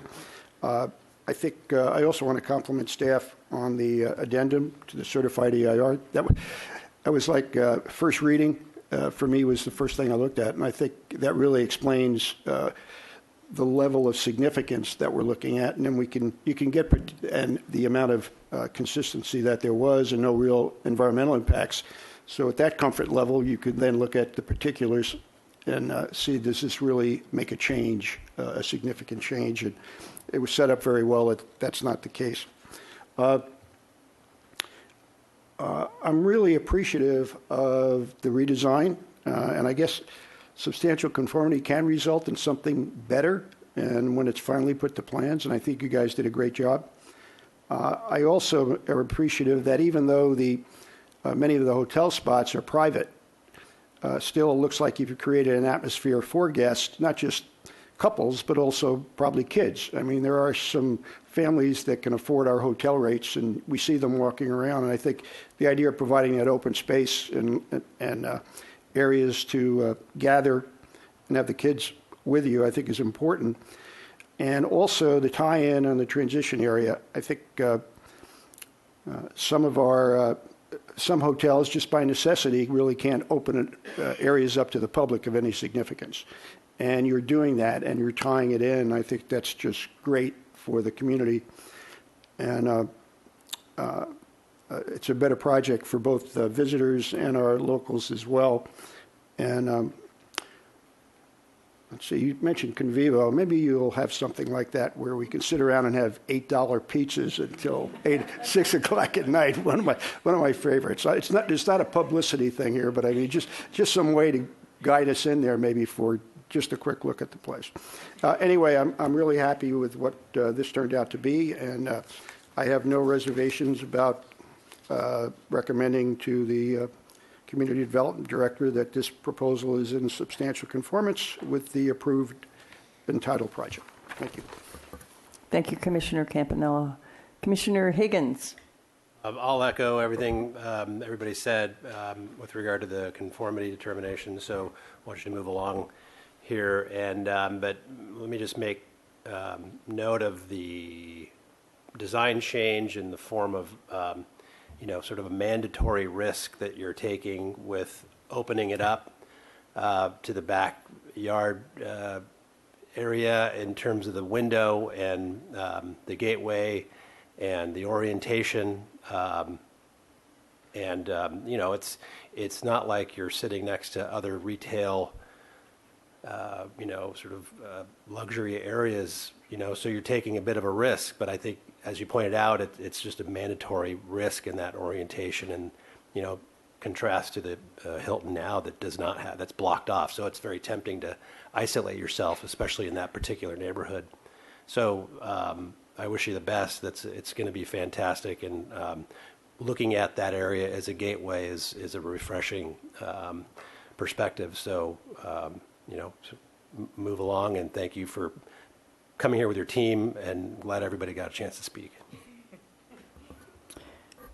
Okay, I don't see any other lights on. I want to commend staff. I think you did an excellent job in presenting everything, including today's slideshow, which really as Commissioner Schwartz said, really kind of paved the way here. And I agree with the comments that have been made. I absolutely support the project as it is, and as Commissioner Schwartz said, the revised project is a substantial improvement. I think HLC said that also, and I commend all of you who have worked on it to make it really special, and I think it's going to be pretty darn exciting to see it develop. So that's where I stand, and I'd like to know if one of my fellow commissioners wants to make a motion.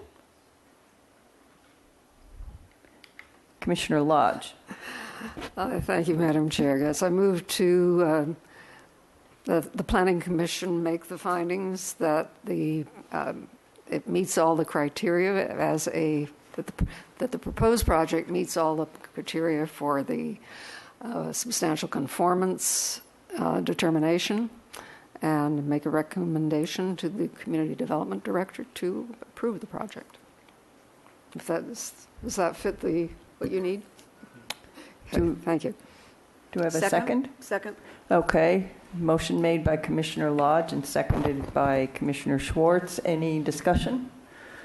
Okay. All in favor? Aye. Aye. Any opposed? That carries unanimously. Thank you very much. And thank you all for coming. That was great. And you all got to answer questions. I mean, how much better does it get than that? Okay. We have, moving on to our administrative agenda, item number 6. Thank you, Commissioner Jordan. Item number 6A is, one is staff hearing officer liaison report. Open yard modifications and other setback mods, nothing exotic. Okay. And then A2 is other committee and liaison reports. Any, Commissioner Campanella? Yes, Madam Chair. There was an item, there have been and will be projects coming before the design boards with automated parking. And I know we have automated parking racks, et cetera. And I know we have guidelines that are draft guidelines on parking that are circulating. And I was just wondering if once that settles down, will the design boards be brought up to speed on what may be allowed or not allowed or where discretion can be used? So I'm just wondering whether that'll be formulated by staff to the design boards when it's finalized. You don't really Something have we to, can check with transportation. I don't have that information if they're going back to the boards with the changes. You could make the recommendation. I don't know if we have to make a motion here, but it would seem as a liaison that, if, rather than the boards be stuck on the concept, that whatever guidance is being put under the design guidelines be communicated to them in their deliberations so that they act within those draft guidelines on parking. And I think it's item 7 under the draft guidelines concerns the automatic parking. Certainly. We'll pass that along. Okay, thank you. Is there anyone else that has anything? Okay, our next regular meeting will be Thursday, June 21st, 2018, and we are officially adjourned. Thank you so much for everything.